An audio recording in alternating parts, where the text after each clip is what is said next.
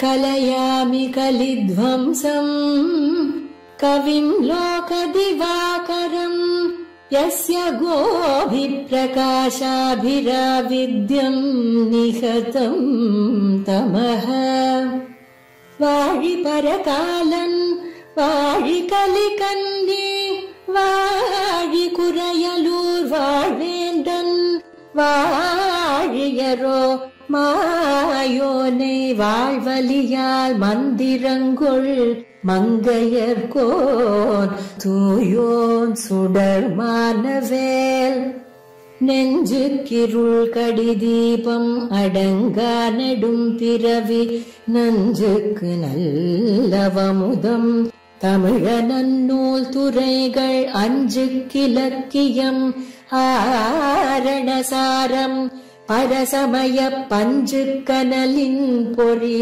பரகாலன் பனுவல்களே எங்கள் கதியே இராமானுசமுனியே சங்கை கெடுத்தாண்ட தவராசா பொங்கு புகழ் மங்கையர் கோனீந்த மறையாயிரமனைத்தும் தங்கு மனம் நீ எனக்கு தா.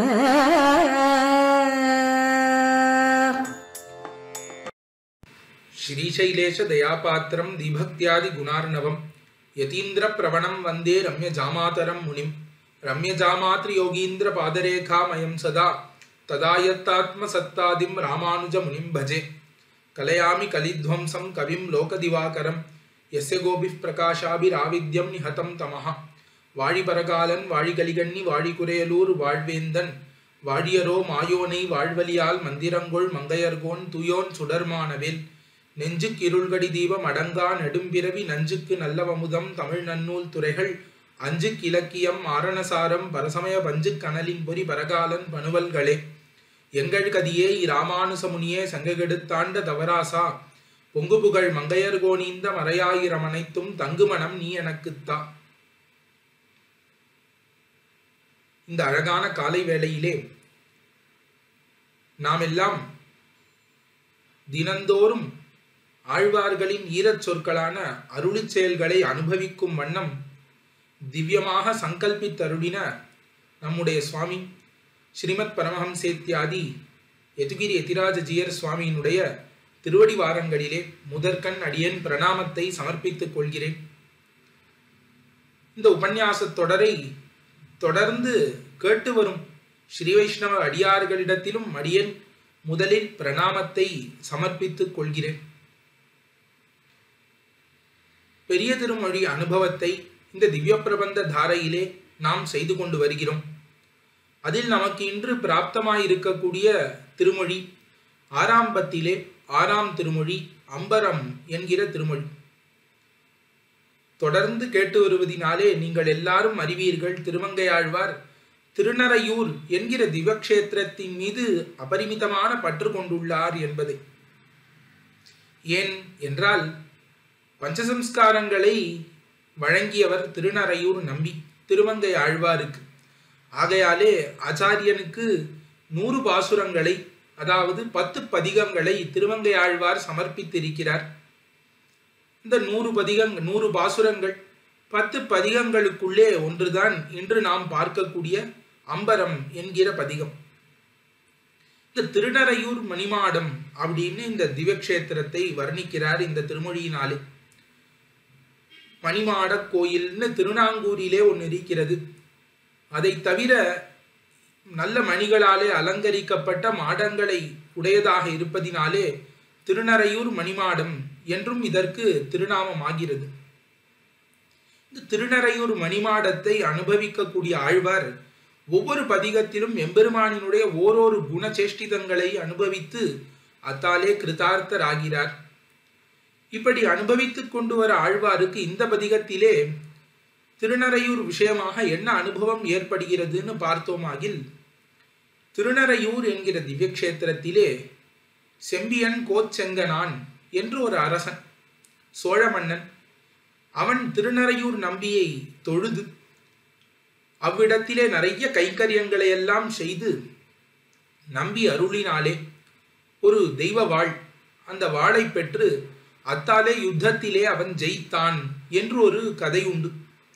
அதை அடிவொத்தி இப்படிப்பட்ட அரசன் பணிந்த க்ஷேத்திரம் என்று இந்த திருநறையூரை புகழ்கிறார் ஆழ்வார் இந்த பதிகத்தினாலே. ஆழ்வார் பல பல திவ்ய தேசங்களிலே பல அரசர்களை சேர்த்து வர்ணித்துள்ளார். பரமேஸ்வர விண்ணகரம் என்கிற திவ்ய கஷேத்திரத்திலே பல்லவன் மல்லையர்கூன் அப்படின்னு ஒரு அரசன், அவன் அங்கு தொண்டு பூண்டு உய்ந்து போனான்னு வர்ணிக்கிறார். திருவல்லிக்கேணியிலே தொண்டையர்கோன், அதற்கு மேலே அட்டபுயகரத்திலே வைரமேகன், நந்திபுர விண்ணகரத்திலே நந்திவருமன் என்று இவ்வாறு திவ்யக்ஷேத்திரங்களிலே அந்தந்த அரசர்கள் செய்த கைங்கரியத்தையும் சேர்த்து வர்ணிக்கிறார் ஆழ்வார். பொதுவாக ஆகமங்களிலே நாம் சென்று பார்த்தால் ஒரு க்ஷேத்திரத்திற்கு, அதாவது ஒரு திவ்யதேச கோவிலுக்கு பெரிய தொண்டுகள், ஏதோ சின்னதா ஒரு நெய் வாங்கி கொடுத்தோன்னு இல்லாம பெரிய பெரிய மண்டபங்கள், மாட மாளிகைகள், கோபுரங்கள் எல்லாம் கட்டக்கூடிய அரசர்களுக்கு அங்கே ஒரு சந்நிதி கூட நிறுவலாம்னு ஆகமங்கள் கூறுகிறது. நாமே பார்த்திருப்போம், பல அரசர்கள் தூண்களிலே தங்களுடைய உருவத்தை எம்பெருமானை தொழுவது போலவும் எம்பெருமான் அடியார்களை தொழுவது போலவும் வடித்து வைத்திருப்பார்கள். இப்ப கோவில்களிலே அவர்கள் உருவம், அவர்கள் செய்த கைங்கரியத்திற்காக அவர்கள் உருவம் இருக்கலாம்னு ஆகமங்கள்லாம் கூட அனுமதிக்கின்றன. அப்படி அவர்கள் செய்த அந்த கைங்கரியத்தை உயர்த்தி பேச வேண்டும் என்பதினாலே ஆழ்வார் அதை பேசுகிறார். அது மட்டும் இல்லாமல் இந்த திருநறையூரிலே பணிந்த இந்த சோழ மன்னவன் கோச்செங்கனான், இவனுக்கு ஒரு வாசி உண்டு. இவன் என்ன பண்ணான், இதற்கு முன்பாக சிவபிரானுக்கு நிறைய கோவில்களை கட்டி வைத்திருக்கிறான். நிறைய கோவில்களை கட்டி வைத்து அதற்கு பிறகுதான் இங்கு வந்து திருநறையூரிலே ஆசிரயித்தான் இந்த செங்கனான் என்பவன். திருநறையூரிலே ஆசிரயித்து அதற்கு பிறகு உய்ந்து போனான் என்று பெரியவாச்சான் பிள்ளை தன்னுடைய அவதாரிகையிலே காட்டுகிறார். எப்படின்னா, இதற்கு முன்பாக கலங்க முன்னீருங்கிற திருமொழி, அதிலே ஆசிரித விரோதி, அவர்களை அழிக்கக்கூடிய எம்பெருமான் தன்னுடைய அடியார்களுக்கு ஒரு விரோதின்னு வந்தா அவர்களை நிசேஷமாக அழிக்கக்கூடியவன் எம்பெருமான். அப்படி இருக்கக்கூடிய நம்பி என்றும் நிரந்தர வாசம் செய்யக்கூடிய ஸ்தலம் இந்த திருநறையூர்னு அனுபவித்து நின்னார் கீழே. அப்படி நின்ன உடனே ஆழ்வார் மனதுக்கு நெஞ்ச பார்த்து சொன்னார். உடனே அந்த நெஞ்சுக்கு ஒரு சந்தேகம், நமக்கு அவ்வளவு ஸ்நேகம் இருக்கா, எம்பெருமான் மீது ஒரு ஸ்நேகம் இருக்கிறதா, நாம் எம்பெருமானிடம் சென்று கிட்ட முடியுமா? இப்ப நமக்கு ஒரு தாந்தம், ஒரு பணிவே இல்லையே, ஒரு அடக்கம், இந்திரிய அடக்கமே இல்லையே. இப்போ ஒரு அடக்கம் இல்லாமல் ஸ்நேகமும் இல்லாமல் எம்பெருமானை ஆசிரயித்தல்ங்கிறது நடக்குமா? அப்படி ஒன்று பண்ணால் அந்த எம்பெருமானுக்கு அது பெருமையா? இப்படி நாம் பண்ணலாமா? ஆகையாலே நாம் ஆசிரயிக்க வேண்டாமோ என்றெல்லாம் யோசிக்கக்கூடிய தன்னுடைய நெஞ்சை பார்த்தும், அந்த நெஞ்சு போலே இருக்கக்கூடிய பரிவர்களான அடியவர்களை பார்த்தும் உபதேசிக்கக்கூடிய பாசுரமாக இது அமைகிறது. என்ன உபதேசிக்கிறார் இந்த பாசுரங்கள் மூலமாகனு பார்த்தோமாகில், முன்னாடி மார்க்கண்டேய பகவான் ஒருத்தர் இருந்தார். அந்த மார்க்கண்டேயர் என்ன பண்ணாருன்னா, தேவதாந்திர பஜனம் பண்ணி கொண்டிருந்தார், சிவபிரானை ஆசிரித்தார், என்னென்னவோ பண்ணார். ஆனால் அவருக்கு அவருடைய தேவை நிறைவேறவில்லை.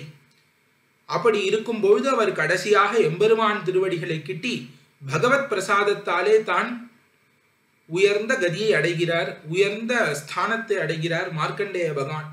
அந்த மாதிரி ஒரு ராஜா, அவன் எப்படி இருந்தான், தேவதாந்திர பஜன பரனா இருந்தான். தேவதாந்திரங்களையே தொழுது கொண்டிருந்தான். அல்லாத தேவதைகளை தொழுது கொண்டிருந்தும் அவனுக்கு ஒன்றும் நிறைவேறவில்லை. அவன் துர்மானியாக ஒரு ஸ்நேகம், எம்பெருமானிடம் கொஞ்சம் கூட பிரீத்தி இல்லாமல் இருக்கக்கூடிய அவன் எவ்வளவோ தேவதைகளை தொழுதால் கூட கடைசியா சரி திருமாலையும் தொழுது பார்ப்போமேன்னு வந்து இந்த திருநறையூர் நம்பி திருவடிகளிலே விழுந்தான். அவன் திருநறையூர் நம்பியின் பிரசாதத்தினாலே ஒரு வாளை பெற்று அவன் எதிரிகளையெல்லாம் ஜெயித்து ஒரு சக்கரவர்த்தியாக ஆகி, அதற்கு மேலே 3 சாம்ராஜ்யங்கள், பாண்டிய தேசம் என்ன, சோழ தேசம் என்ன, அதற்கு வடக்கிலே இருக்கக்கூடிய தேசம் என்ன, அதற்கு மேற்கிலே இருக்கக்கூடிய கொங்கு நாடு என்ன, எல்லாத்தையும் ஒரு சேர ஆண்டு சக்கரவர்த்தியாக இருந்து, இந்த உலகமெல்லாம் ஆண்டு சக்கரவர்த்தியாக இருந்து சத்கதியை அடைந்தான். நம்பி பிரசாதத்தாலே அடைந்தான். ஆகையாலே நீயும் நெஞ்சே பயப்படாமல் நம்பி திருவடியை சேர வேண்டும்னு ஆசைப்பட்டாயாகில், எம்பெருமான் திருவடியை அடைய வேண்டும்னு ஆசைப்பட்டாயாகில், எம்பெருமானுக்கு தொண்டு பூண வேணும்னு ஆசைப்பட்டாயாகில் நேரே போய் திருநறையூரிலே, திருநறையூர் மணிமாடத்திற்கு நடுவிலே பொன்னியலும் மாட கவாடம் கடந்து புக்குன்னு அதற்குள்ளே நம்பியும் நாச்சியாருமாக நிற்கிறார்கள். அவர்கள் திருவடிகளிலே நீனும் சென்றுகிட்டு, நீ உனக்கு சிநேகமில்லை, உனக்கு ஒரு அபிமானம் இல்லை, உனக்கு ஒரு அடக்கம் இல்லை என்றெல்லாம் பயப்பட வேண்டாம். எப்படிப்பட்ட துர்மானியான அரசனும், பொதுவாகவே ராஜாக்கள்னா எவ்வளவு அகங்காரம் உடையவர்களாக இருப்பார்கள், எவ்வளவு கம்பீரமா இருப்பார்கள், தன்னை காட்டிலும் உயர்ந்தவன் இல்லைன்னு இருக்கக்கூடியவர்கள். அப்படிப்பட்ட அரசர்கள் கூட வந்து பணியும்படிக்கு நம்பி சுலபனாக வர்த்திக்கிறான்.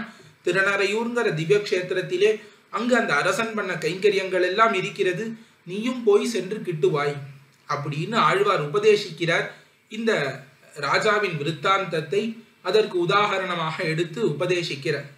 பெரியவாச்சான் பிள்ளை பாசுரம் தோறும் காட்டுகிறார்.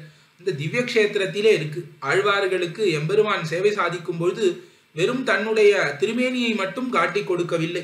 தன்னுடைய கோவில் என்ன, கோவில்களிலே இருக்கக்கூடிய மதில்கள் மண்டபங்கள் என்ன, அதற்கு மேலே அந்த கோவிலை சுத்தி இருக்கக்கூடிய ஊர் என்ன, அந்த ஊரிலே வசிக்கக்கூடிய உயர்ந்த ஸ்ரீ வைஷ்ணவர்கள் என்ன, அதற்கு மேலே அந்த ஸ்ரீ வைஷ்ணவர்களுக்கு உணவாகக்கூடிய அந்த ஊரிலே இருக்கக்கூடிய விளை நிலங்களிலே வளரக்கூடிய பயிர்கள் என்ன, அந்த பயிர்களுக்கு நடுவிலே சென்று விளையாடக்கூடிய கயல்கள் என்ன, இன்னும் புறச்சோலைகள் என்ன, அங்கு ஓடக்கூடிய நதி என்ன, எல்லாத்தையும் சேர்த்து காட்டி கொடுக்கிறான் எம்பெருமான்.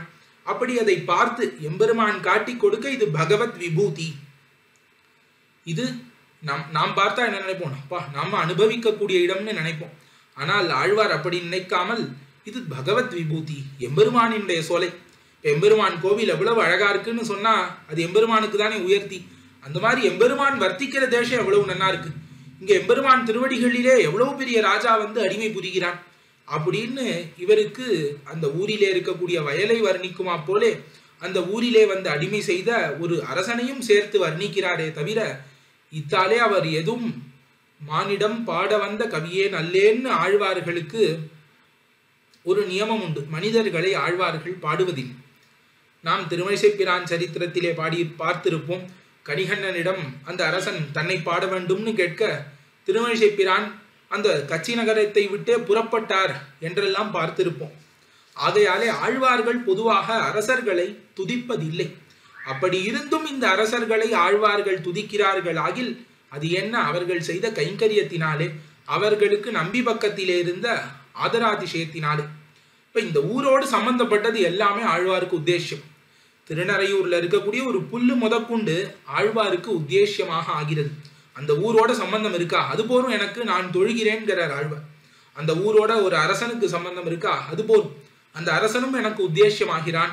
அந்த ஊரோட பகவானுக்கு சம்பந்தம் இருக்கு, அதனால பகவானும் உத்தேசியன் ஆகிறான் என்று திருநறையூரை இட்டு அந்த திருநறையூரோடு சம்பந்தப்பட்ட அனைத்தையும் வர்ணிக்கக்கூடியவராக இருப்பதினாலே, அனைத்தையும் தன்னுடைய பாசுரங்களிலே அனுபவித்து பாடக்கூடியவராக இருப்பதினாலே திருமங்கை ஆழ்வார் இவ்விடத்திலே அந்த செம்பியன் கோச்சங்கனான்கிற மன்னனையும் சேர்த்து ஒவ்வொரு பாட்டிலையும் அனுசந்திக்கிறார்.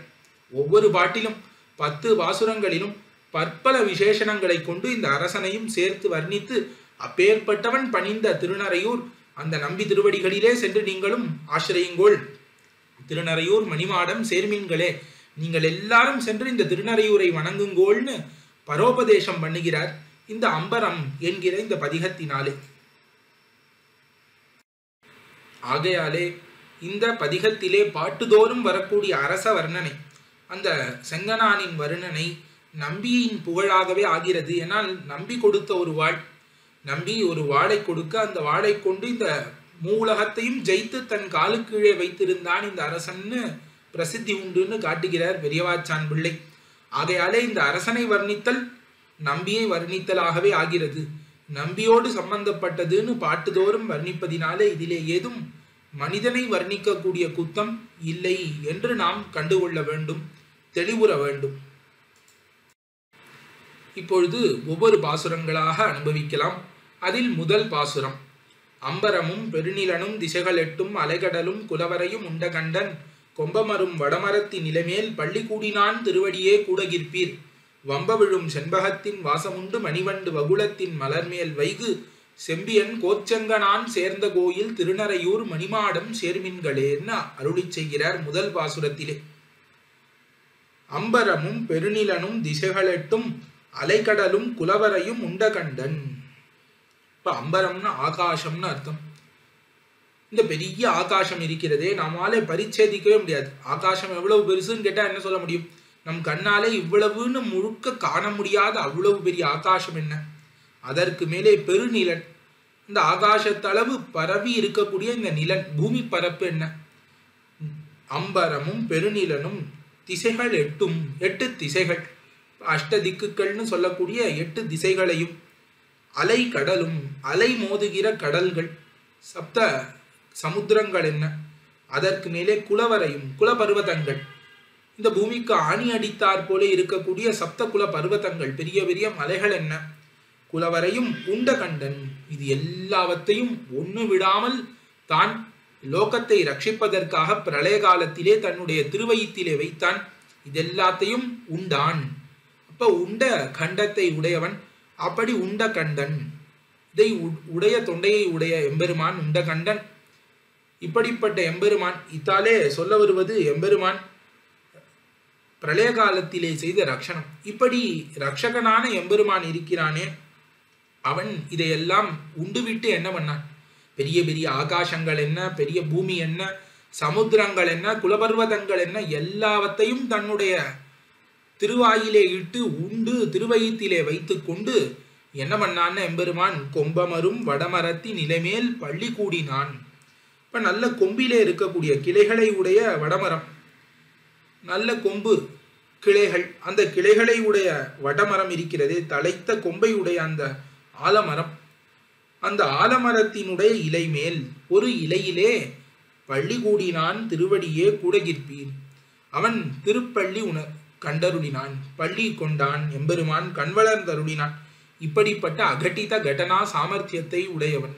இப்ப எப்பொழுதுமே இந்த ஆலமா மரத்தின் இலைமேல் ஒரு பாலகனாய் ஞாலமேழும் உண்டான்னு எங்கெங்கெல்லாம் இந்த வட்டபத்திர சாயியாக எம்பெருமான் வர்ணிக்கப்படுகிறானோ அங்கங்கெல்லாம் அவனுடைய அகட்டித கடனா சாமர்த்தியம்னு ஒரு குணமானது பார்க்கப்படுகிறது ஆழ்வார்களினாலே. இப்போ மொத்த உலகத்தையும் வயிற்றிலே வைத்து கொண்டு ஒரு சின்ன ஆளிலையிலே எப்படி படுக்க முடியும்?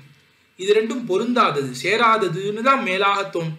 ஆனால் பொருந்தாததையும் பொருந்த வைக்கக்கூடியவன் எம்பெருமான், சேராததையும் சேர்த்து வைக்கக்கூடியவன் எம்பெருமான். ரெண்டையும் சேர்த்து வைப்பான்.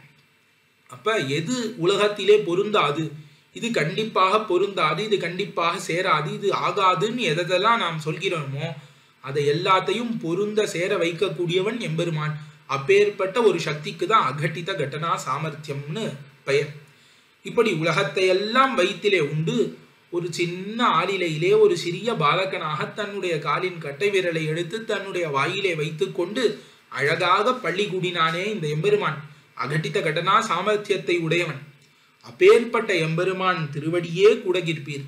அந்த சின்ன ஆலந்தளிரிலே எம்பெருமான் நீட்டி அந்த திருவடிகள் இருக்கிறதே, அந்த திருவடிகளை நீங்கள் கூடகிற்பீர். கூடகிற்பீர்னா கூட வேண்டும் என்று ஆசைப்பட்டீர்கள் ஆகில், அந்த எம்பெருமான் திருவடியை நீங்கள் அடைய வேண்டும், அந்த திருவடியின் நிழலிலே நீங்கள் வாழ வேண்டும்னு ஒருவேளை நீங்கள் ஆசைப்பட்டீர்களாகில் என்ன பண்ணுங்கோ? திருநறையூர் மணிமாடம் சேர்மீன்களேன்னு பின்னாடி இதற்கு அன்வயம். நேரா திருநறையூருக்கு போங்கோ. திருநறையூர்ல இருக்கிற நம்பிக்கால்களிலே ஆசிரியுங்கோள். திருநறையூருக்கு செல்லுங்க போறோம். அந்த மணிமாடத்துக்குள்ள போயிட்டாலே போறோம், நம்பி உங்களை அனுகிரகித்து விடுவான். நம்பி திருவடியில கூட நீங்க போய் நிற்க வேண்டாம். இப்பேற்பட்ட எம்பெருமான் திருவடியை அடைய வேண்டும்னா திருநறையூர் மணிமாடத்துக்குள்ளே நீங்க போனாலே போரும். அதற்கு மேல நீங்கள் பண்ண வேண்டிய அம்சம் ஒன்றும் இல்லை என்று ஆழ்வார் உபதேசிக்கிறார். திருநறையூர் மணிமாடம் எப்படிப்பட்டதுன்னா அதற்கு பின்னாடி 2 அடிகளாலே கூறுகிறார். வம்ப விழும் செண்பகத்தின் வாசமுண்டு மணிவண்டு வகுளத்தின் மலர் மேல் வைகு. ஒரு அழகான வண்டு இருந்தது, மணிவண்டு அப்படின்னு சொல்கிறார்கள். நல்ல மணி போல நிறத்தை உடைய வண்டு. அதுக்கு முன்னாடி அப்படி இல்லை. இப்போ ரொம்ப பசியோடு இருக்கக்கூடிய வண்டு பரிமளத்தை எல்லாம் புஜிக்க வேண்டும்னு பார்த்த உடனே அங்க செண்பக மரங்கள்லாம் நிறைய இருந்தது. அந்த செண்பக பூக்கு போலாம்னு பார்த்துதான் வண்டு. பொதுவாக உலகத்தில் என்ன சொல்லுவார்கள்னா, செண்பக பூவை வண்டு உண்ணா மலர் அப்படின்னு சொல்லுவார்கள். செண்பக பூல வண்டு படியாது, செண்பக பூவிலே வண்டு படியாது, அது ரொம்ப சூடா இருக்கும், அது தன்னுடைய உடம்புக்கு ஆகாது, அதற்கு மேல அந்த பரிமளத்தை வண்டு உண்ணாது அப்படின்னு சொல்லுவது உண்டு, ஒரு மரபு உண்டு. ஆகையாலே இது என்ன பண்ணும், இந்த செண்பக மலருக்கு உள்ளே போகாது வண்டு. வம்ப விழும் செண்பகத்தின் வாசம் உண்டு. அந்த செண்பக மலர் இருக்கிறதே, அந்த செண்பக மலருக்கு மேலாப்புல நின்று கொண்டு அதனுடைய வாசனையை மட்டும் புஜித்து கொண்டிருந்தது இந்த வண்டு. அப்ப பரிமளத்தை வம்பு அவிழும் செண்பகம், வம்புனா பரிமளம், நல்ல வாசனை, நல்ல வாசனையை எல்லா இடத்திலும் பரப்பி விடக்கூடிய, பரிமளத்தை பரப்பி விடக்கூடிய அந்த செண்பக மலர் இருக்கிறதே, அந்த செண்பக மலத்தில் உண்டான அந்த பரிமளத்தை புஜித்து நன்னா வாசம் உண்டு, நன்னா அதை அனுபவித்தது. அனுபவிக்க என்ன ஆயிடுத்துன்னா மணிவண்டாக மாறியது, நரை திரை மாறிங்கிற. இப்போ உடம்பிலே இருக்கக்கூடிய மூப்பெல்லாம் வெடுத்து அப்படியே புதிதாக இளமை பருவம் வந்து விட்டது. இந்த வாசனையெல்லாம் புஜித்த உடனே அந்த வண்டுக்கு இளமை பருவம் வந்து என்ன ஆயிடுத்து, ஆனா இந்த செண்பக மலர் ரொம்ப சூடு, அந்த வெக்கையெல்லாம் தான் மேல அடிக்க ஆரம்பித்த உடனே இனிமேல் இங்க இருக்கக்கூடாது, இந்த வெக்கை நமக்கு தாங்காதுன்னு எண்ணி என்ன பண்ணிடுத்து, வம்ப விடும் செண்பகத்தின் வாசம் உண்டு மணிவண்டு வகுளத்தின் மலர் மேல் வைகு. உடனே அந்த வெக்கையை ஆத்தி கொள்ள வேண்டும், செண்பக மலரை நாம் தீண்டியதினாலே நமக்கு வந்த வெக்கையை ஆத்தி கொள்ள வேண்டும்ங்கிறதுனால இந்த மணிவண்டானது அருகிலே இருந்த ஒரு வகுல புஷ்பம், வகுல மலர்னா மகிழம்பூ, அந்த மகிழம்பூவிலே சென்று அங்கே படிந்து அங்க இருக்கக்கூடிய அந்த வெக்கையெல்லாம், செண்பக மலரினாலே தனக்கு ஏற்பட்ட வெக்கையெல்லாம் தனித்து கொண்டது. இப்படிப்பட்ட திருநறையூர். இப்ப திருநறையூரிலே இருக்கக்கூடிய சோலைகளை வர்ணிக்கிறார். இப்ப அந்த சோலைகளிலே செண்பக மரம், அந்த செண்பக மரத்திலே வண்டு செல்கிறது. செண்பக பூவை உள்ளே சென்று அனுபவிக்க முடியவில்லை, ஏன்னா அது வண்டுண்ணா மலர். அப்படி இருப்பதினாலே அதனுடைய வாசனையை மட்டும் வெளியிருந்து அனுபவிக்கிறது, அதுவே சூடாகிறது. அந்த வெப்பத்தை தணிக்க வேண்டும், வெக்கையை ஆத்த வேண்டும்ங்கிறதுக்காக தான் மகிழம்பூவிலே சென்று அங்கு படிந்து அதனுடைய குளிர்த்தியிலே தன்னுடைய வெக்கையெல்லாம் ஆத்திக் கொள்கிறது ஒரு வண்டு. இப்படி இருக்கக்கூடிய திருநறையூரை சென்று ஆசிரியுங்கோள். இது மட்டும் இல்லை, திருநறையூரில் இந்த போக்கியத்தை மட்டும் இல்லை, இன்னும் பற்பல துர்மானிகளாக, பற்பல அகங்காரத்தை உடையவர்களாக, அபிமானிகளாக இருக்கக்கூடிய அரசர்களும் கூட வந்து இந்த திருநறையூரைத்தான் ஆசிரியிக்கிறார்கள். ஆகையாலே நீங்களும் ஆசிரியுங்கோள்னு மேல சொல்கிறார். செம்பியன் கோச்செங்கனான் சேர்ந்த கோயில் திருநறையூர் மணிமாடம் சேர்மீன்களே. செம்பியன் கோச்செங்கனான் என்று அவனுக்கு பெயர். கோச்செங்கனான் அப்படின்னு கோன்னா அரசன் அர்த்தம். செம்பியன் செங்கனான்னு அவனுடைய பெயர், அந்த அரசன், சோழ அரசனுக்கு பெயர். இவன் ரொம்ப பிரசித்தமான அரசன். இந்த சோழ நாட்டிலே இருந்து கொண்டு இவன் பற்பல போரை ஜெயித்து இவன் எல்லா உலகங்களை 3 நாடுகளையும் தன்னுடைய அரச ஆட்சிக்குள்ளே வைத்திருந்தான் அப்படிங்கிறது சரித்திரம். இன்னும் இவன் செய்த போரெல்லாம் நிறைய வர்ணிக்கப்பட்டிருக்கிறது. பரிபாடல் முதலான சங்கத்தமிழ் நூற்களிலும் கூட இவனை பற்றி காணப்படுகிறது. இப்பேற்பட்ட அரசன் வந்து பணிந்த கோவில் எதுன்னா திருநறையூர். இந்த திருநறையூர் மணிமாடத்தை நீங்களும் சென்று கிட்டுங்கோள். இது மணிமாடம்னு சொல்கிறார் ஆழ்வார். இப்போ திருநாங்கூர்ல மணிமாட கோவில்னு ஒரு இடம் உண்டு. அந்த மணிமாட கோயிலும் இதுவும் ஒன்றும் இல்லை. இங்க என்ன சொல்கிறார்னா, பெரிய திருமடல்ல பார்த்தால் இரும்பொழில் சூழ் மண்ணு மறையூர் திருநறையூர் மாமலை போல் பொன்னியலும் மாடம். இப்போ பொன்ன என்ன, நல்ல தங்கம் இருக்கக்கூடிய மாடமுடைய, தங்கத்தாலே ஆன மாடங்களை உடைய இந்த இடம் திருநறையூர்னு சொல்கிறார். அதற்கு மேலே தென்னறையூர் மண்ணு மணிமாட கோவில் மணாலனை. இந்த திருநறையூருக்கும் ஒரு மணிமாட கோவில், இது மணிமாடங்களை உடைய கோவில் என்று ஒரு பிரசித்தி இருந்திருக்கிறது. அதை வைத்துதான் இங்கும் திருநறையூர் மணிமாடம் சேர்மீன்களே. இந்த திருநறையூரை சென்று கிட்டுங்கோள். இந்த மணிமாடத்துக்கு போய் சேருங்க போரும், எம்பெருமான் உங்களை விஷயீகரிப்பான், அதற்கு மேல வேண்டாம். பவத் விஷய வாசினகான்னு சொன்னார்கள் ரிஷிகள். ராமபிரான் காட்டுக்கு வந்தான், ரிஷிகள் எல்லாம் போய் ராமபிரான் திருவடிகளில் விழுந்தார்கள். விழுந்து எங்களை அனுகிரகிக்க வேண்டும்னு பிரார்த்தித்தார்கள். இப்ப ராமபிரான் கேட்டா, உங்களை எதற்கு அனுகிரகிக்க வேண்டும்? நீங்கள் யாரு? நீங்கள் என்ன பண்ணீர்கள்? உங்களை நான் எதற்கு அனுகிரகிக்க வேண்டும்னு ராமபிரான் கேட்க, ரிஷிகள் சொல்கிறார்கள், தேவயம் பவதா ரக்ஷாக பவத் விஷய வாசினஹா. நாங்கள் எல்லாம் காட்டுல இருக்கோம், ராமபிரானின் ராஜ்யம் நாடு மட்டும்தான், காடு இல்லைன்னு ஒண்ணு உண்டா? இப்ப காடு யாருடைய நாடு? இதுக்கு வேற அரசன் உண்டா? கிடையாது. இந்த லோகம் எல்லாத்துக்கும் ஒரே குலம், அரச குலம்னா அது இக்ஷ்வாகு குலம் தான். அந்த இக்ஷ்வாகு குலத்திலே உதித்த ராமபிரான் தான் எங்களுக்கும் அரசன். ஆகையாலே தன்னுடைய நாட்டில் உள்ள எங்களை நீங்க காக்க வேண்டும்ங்கிறது ஒரு அரசனின் கடமை. ஏன்னு கேட்கணுமான, ஒரு அரசனுக்கு என்ன கடமை? தன்னுடைய பிரஜைகளை காக்க வேண்டும். தன்னுடைய பிரஜைகளை காக்க வேண்டியது ஒவ்வொரு அரசனின் கடமையாக இருக்கிறது. ஆகையாலே பவத் விஷய வாசினஹா, உன்னுடைய தேசத்திலே உன்னுடைய எல்லைக்குட்பட்டு நாங்கள் வசிக்கிறோம், நாங்கள் இங்கு வசிக்கிறதே போறோம், உன்னுடைய ராஜ்யத்திலே வசிக்கிறபடினாலே நீ என்னை காக்க வேண்டும்னு ரிஷிகள் எல்லாம் கூறினார்கள். அந்த மாதிரி ஆழ்வாரும் சொல்கிறார், நீங்கள் அந்த எம்பெருமான் அகடித கடனா சாமர்த்தியத்தை உடைய எம்பெருமான் திருவடிகள்ல ஆசிரிக்க வேண்டும்னு ஆசைப்பட்டீர்களாகில் நீங்கள் ரொம்ப கஷ்டப்பட வேண்டாம். என்ன பண்ணணும்? இந்த திருநறையூர் மணிமாடம் சேர்மீன்களே, இந்த திருநறையூர் மணிமாடத்துக்கு போர், இங்கு போய் சேர்ந்தாலே எம்பெருமான் தான் உங்களை ரட்சிப்பான், அதிலே எந்த ஒரு சம்சயமும் கிடையாது, எம்பெருமான் உங்களுக்கு அனைத்து அனுகிரகத்தையும் புரிவான் என்று ஆழ்வாருக்கு தாற்பயமாக திருநறையூர் மணிமாடம் சேர்மீன்களேன்னு இவ்வாறாக அருளி செய்கிறார் இந்த முதல் பாசுரத்தினாலே. இரண்டாம் பாசுரம். கொழுங்கையலாய் நெடுவெள்ளம் கொண்ட காலம் குலவரையின் மீதோடி அண்டத்தப்பால் எழுந்தினிது விளையாடும் ஈசனெந்தை இணையடிக்கீழ் இனிதிருப்பீர் இனவண்டாலும் உழும் செறிவில் மணி கொணர்ந்து கரைமேல் சிந்தி உலகெல்லாம் சந்தனமும் அகிலும் கொள்ள செழும்பொன்னி வளங்கொடுக்கும் சோழன் சேர்ந்த திருநறையூர் மணிமாடம் சேர்மின்களே. இந்த இரண்டாம் பாசுரத்தினாலே முதலிலே மத்ஸ்யாவதார சரித்திரத்தை அனுபவித்து, இப்படி மத்ஸ்யாவதாரம் செய்த எம்பெருமான் திருவடி கீழே நீங்கள் இருக்க வேண்டும்னு ஆசைப்பட்டீர்களாகில் திருநறையூர் மணிமாடத்தை சென்று கிட்டுங்கோள் என்று அருளி செய்கிறார், நமக்கு உபதேசிக்கிறார் திருமங்கை ஆழ்வார். இந்த மத்ஸ்யாவதார சரித்திரம் எல்லாருக்கும் தெரியும். கிருத்தமாலாங்கிற கரையில சத்யவிரதன் என்கிற ஒரு ராஜரிஷி அவன் தவம் பண்ணி கொண்டு இருந்த பொழுது அவன் கையிலே சிறிய மீனாக வந்து அதற்கு பிறகு பெரிய மீனாக மாறி 1,00,000 யோஜனை நீளமுடைய மீனாக மாறி மூக்கிலே ஒரு பெரிய தலையிலே ஒரு கொம்போடை ஒரு பெரிய படகை அதிலே நாகத்தை வைத்து கட்டி கொண்டு பிரளய காலத்திலே யாரும் சப்த ரிஷிகள் முதலானவர்கள் மூழ்காமல் அந்த பிரளயத்திலிருந்து ரட்சித்து வேதங்களை மீட்டு கொடுத்த ஒரு அவதாரம் மத்ஸ்யாவதாரம். இந்த மத்ஸ்யாவதாரத்தை வர்ணிக்கிறார். சில இடங்களிலே இந்த பெரிய திருமொழியிலே மத்ஸ்யாவதார வர்ணனம் ரொம்ப அழகாக வர்ணிப்பார். இந்த இடம் என்ன, பின்னாடி திருக்கண்ணபுரம் பாசுரம் என்ன, அதற்கு மேலே நிலையிடம் எங்கும் நீங்கிற அந்த பாசுரங்கள் என்ன, இந்த மாதிரி பாசுரங்களிலே ரொம்ப அழகான மத்ஸ்யாவதார வர்ணனங்களை நாம் பார்க்க முடியும் திருமங்கை ஆழ்வாரினுடையது.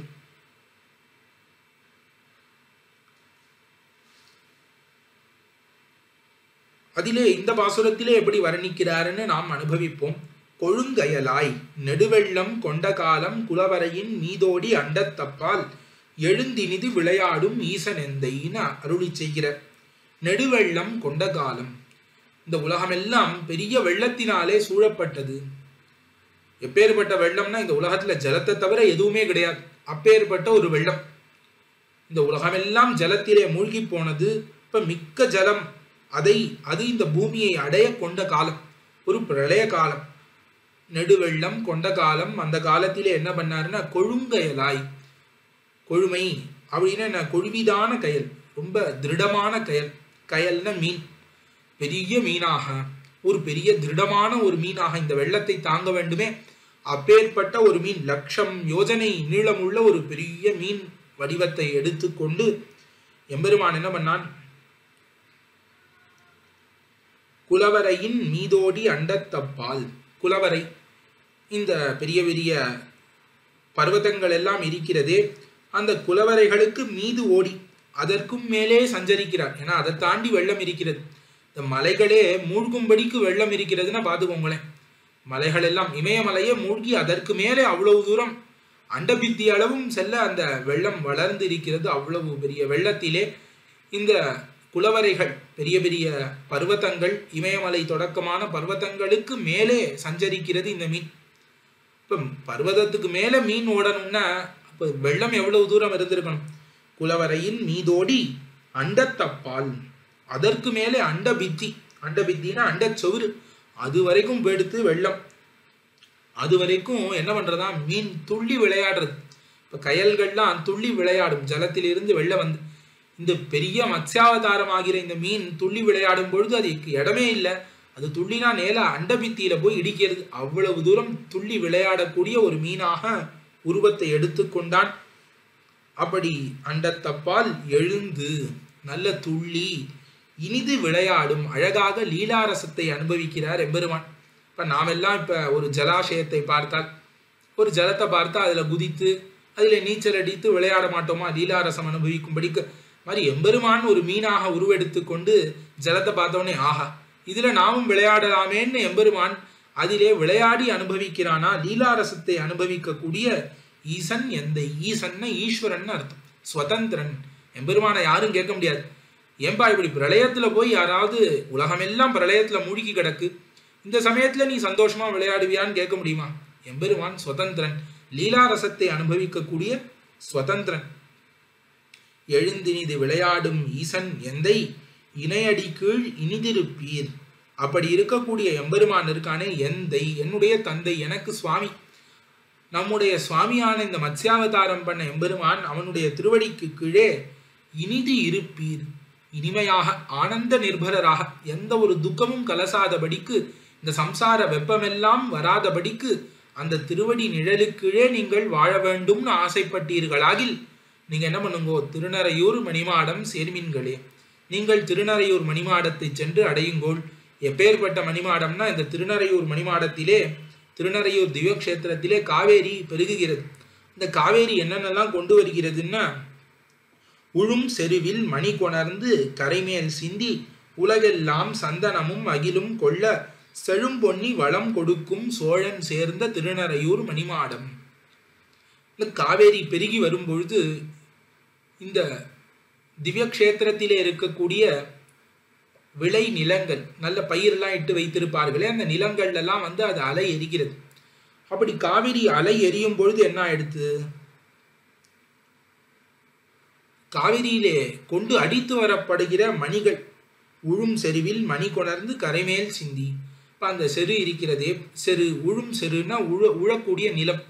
அந்த உழக்கூடிய விளை நிலங்களின் கரைகளிலே, அதனுடைய வரப்புகளிலே காவிரி வந்து மணியெல்லாம் அடிக்கிறது.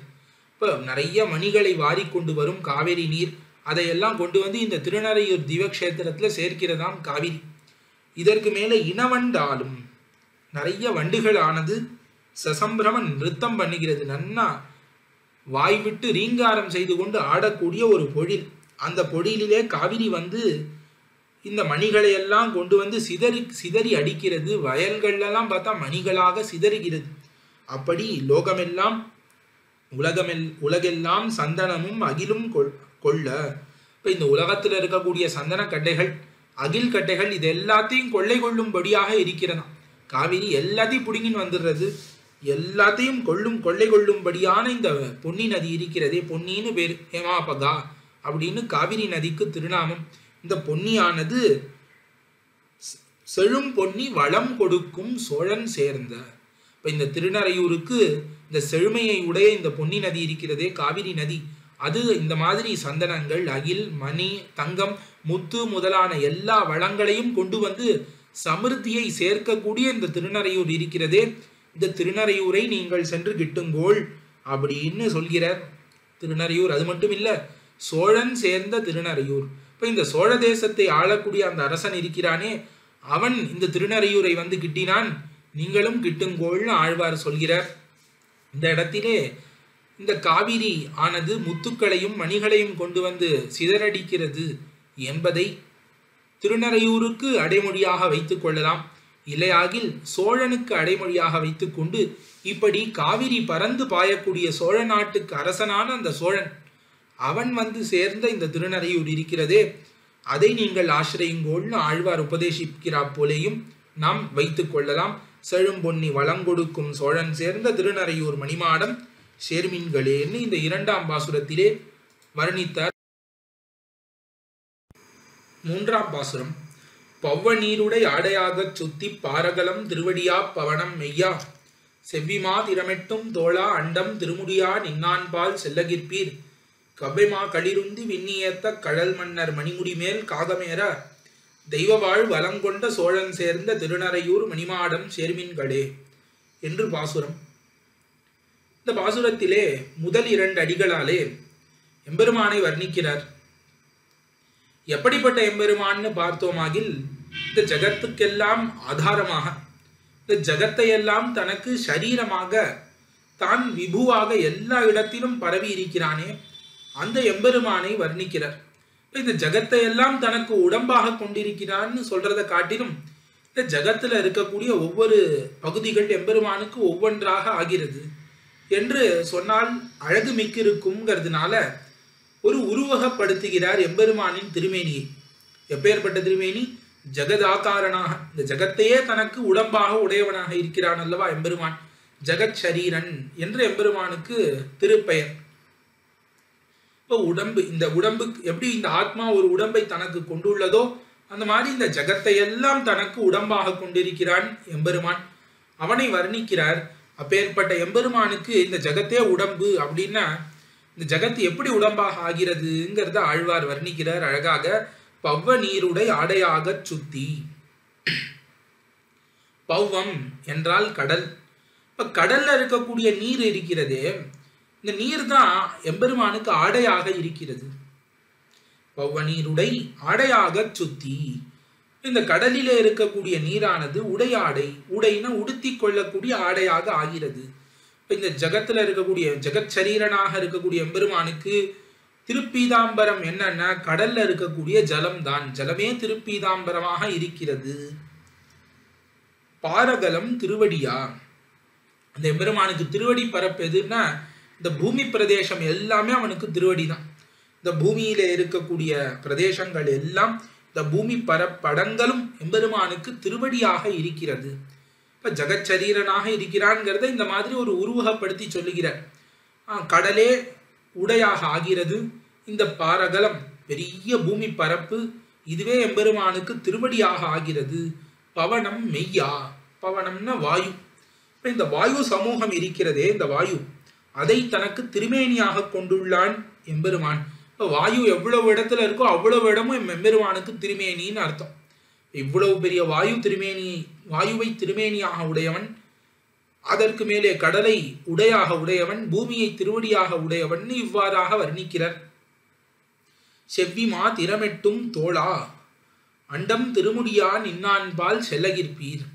எம்பெருமானுக்கு திருத்தோள்கள் என்னன்னு பார்த்தோமாகில், திருத்தோள்கள் அது செவ்வி மாதிரம் எட்டும்.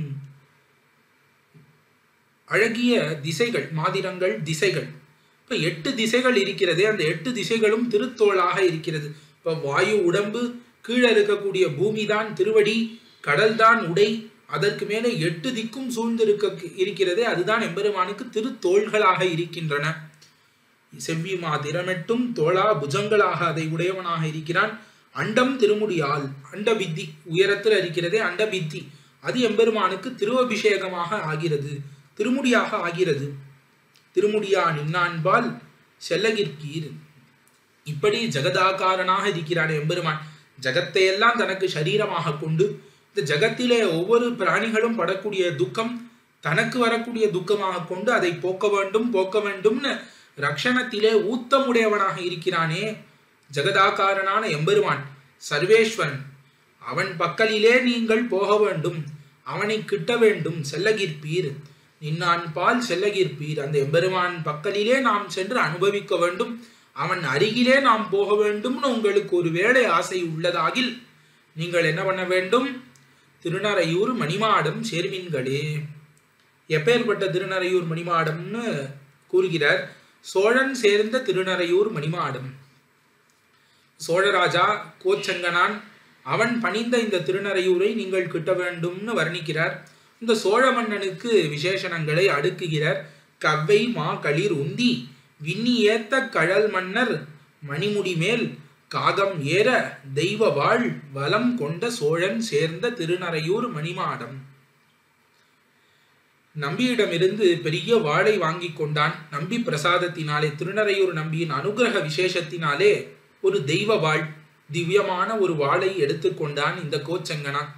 அதை கொண்டு எதிரிகளை எல்லாம் வீழ்த்தி தள்ளுகிறானாம் இவன். இப்ப விண்ணி அப்படின்னா யுத்தம்னு அர்த்தம் பண்ணுகிறார். கவ்வை மா களிருந்தி, கவ்வை அப்படின்னா பெரிய மிடுக்கை உடைய களிறு, மா களிறு, களிறுன்னா யானை.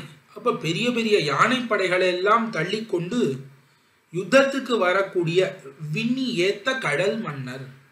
இப்ப பெரிய பெரிய யானை படைகளை எல்லாம் எடுத்துக்கொண்டு என்ன பண்ணுகிறார்கள், யுத்தத்துக்கு வருகிறார்கள். யானையெல்லாம் தள்ளுகிறான். கவ்வை மா களிர் உந்தி, இந்த யானை படையெல்லாம் தள்ளி அதற்கு பிறகு விண்ணியேத்த கடல் மன்னர், இந்த யுத்தத்துக்கு வந்தார்களே, விண்ணினா யுத்தம்னு அர்த்தம் பண்ணுகிறார் பெரியவாச்சான் பிள்ளை. இப்ப இந்த யுத்தத்துக்கு வந்திருக்கக்கூடிய கடல் மன்னர், கடல்னா காலிலே அணியக்கூடிய ஒரு ஆபரண விசேஷம், வீரக்கடல்னு சொல்லுவார்கள். வீரத்துக்கு அடையாளமாக அதை அணிந்து கொள்வார்கள் பெரிய பெரிய அரசர்கள் எல்லாம். அப்படி வீரக்கடல்களை காலிலே உடைய மன்னர்கள் எதிர்த்து வருகிறார்கள். எதிரி நாட்டவர்கள் எல்லாம் இந்த கோச்செங்கனானை எதிர்த்து கொண்டு வரும் பொழுது விண்ணி ஏத்த கடல் மன்னர், அதாவது யுத்தத்திற்கு எதிராக வந்த வீரக்கடலை உடைய எதிரி நாட்டு அரசர்கள் எல்லாம் என்ன பண்ணார், அவர்கள் மணிமுடி மேல் காகமேற. இப்ப யுத்தம் முடிவிலே அவர்களுடைய கிரீடம் இருக்க வேண்டிய அந்த சிரசிலே காகம் வந்து அமர்கிறது, ஒரு காக்கை வந்து அமர்கிறது. எப்படி அப்படின்னா, தெய்வ வாழ் வளம் கொண்ட சோழன் சேர்ந்த, இந்த தெய்வ வாழ் இருக்கிறதே, நம்பி பிரசாதத்தினாலே இவனுக்கு கிடைத்த வாழ், அந்த வாளை வைத்து கொண்டு எல்லா மன்னர்களின் தலையையும் அறுத்து விட்டான் இந்த கோச்செங்கனான். யுத்தத்திலே வெற்றி பெற்றான். இப்ப அவர் யுத்தத்திலே இறந்து போன பிணமாக கிடக்கக்கூடிய உடலின் மீது காக்கைகள் பருந்துகள்லாம் வந்து அமருமே. அந்த மாதிரி இவனுடைய மாமிசத்தை, எதிரி நாட்டு அரசர்களின் மாமிசத்தை உண்ண வேண்டும் என்பதற்காக அவர்கள் மணிமுடி மேல் காகம் வந்து உட்கார்ந்து இருக்கிறதுன்னு தாத்பரியம். ஆகையாலே கடல் மன்னர் மணிமுடி மேல் காகமேற என்றால் அவர்கள் மணிமுடியை வெட்டி எறிந்தான் கோச்செங்கனான். ஆகையாலே அது கீழே பிணமாக கிடக்கிறது. அதிலே காகங்கள் எல்லாம் வந்து மாமிசார்த்திகளாக அமர்ந்து கொண்டு இருக்கின்றனன்னு தாத்பரியம். ஆகத்தான் ஜெயித்தான்.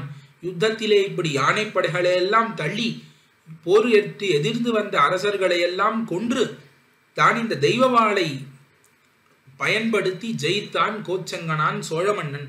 இப்படிப்பட்ட ஆயுதத்தை வியாபரித்தான், நன்னா செலுத்தினான். தெய்வ வாழ் வளம் கொண்ட சோழன் சேர்ந்த, இப்படி இதை பலமாக கொண்ட அந்த சோழன் இருக்கிறானே, அவன் சேர்ந்த திருக்கோயில் எதுன்னா திருநறையூர் மணிமாடம்.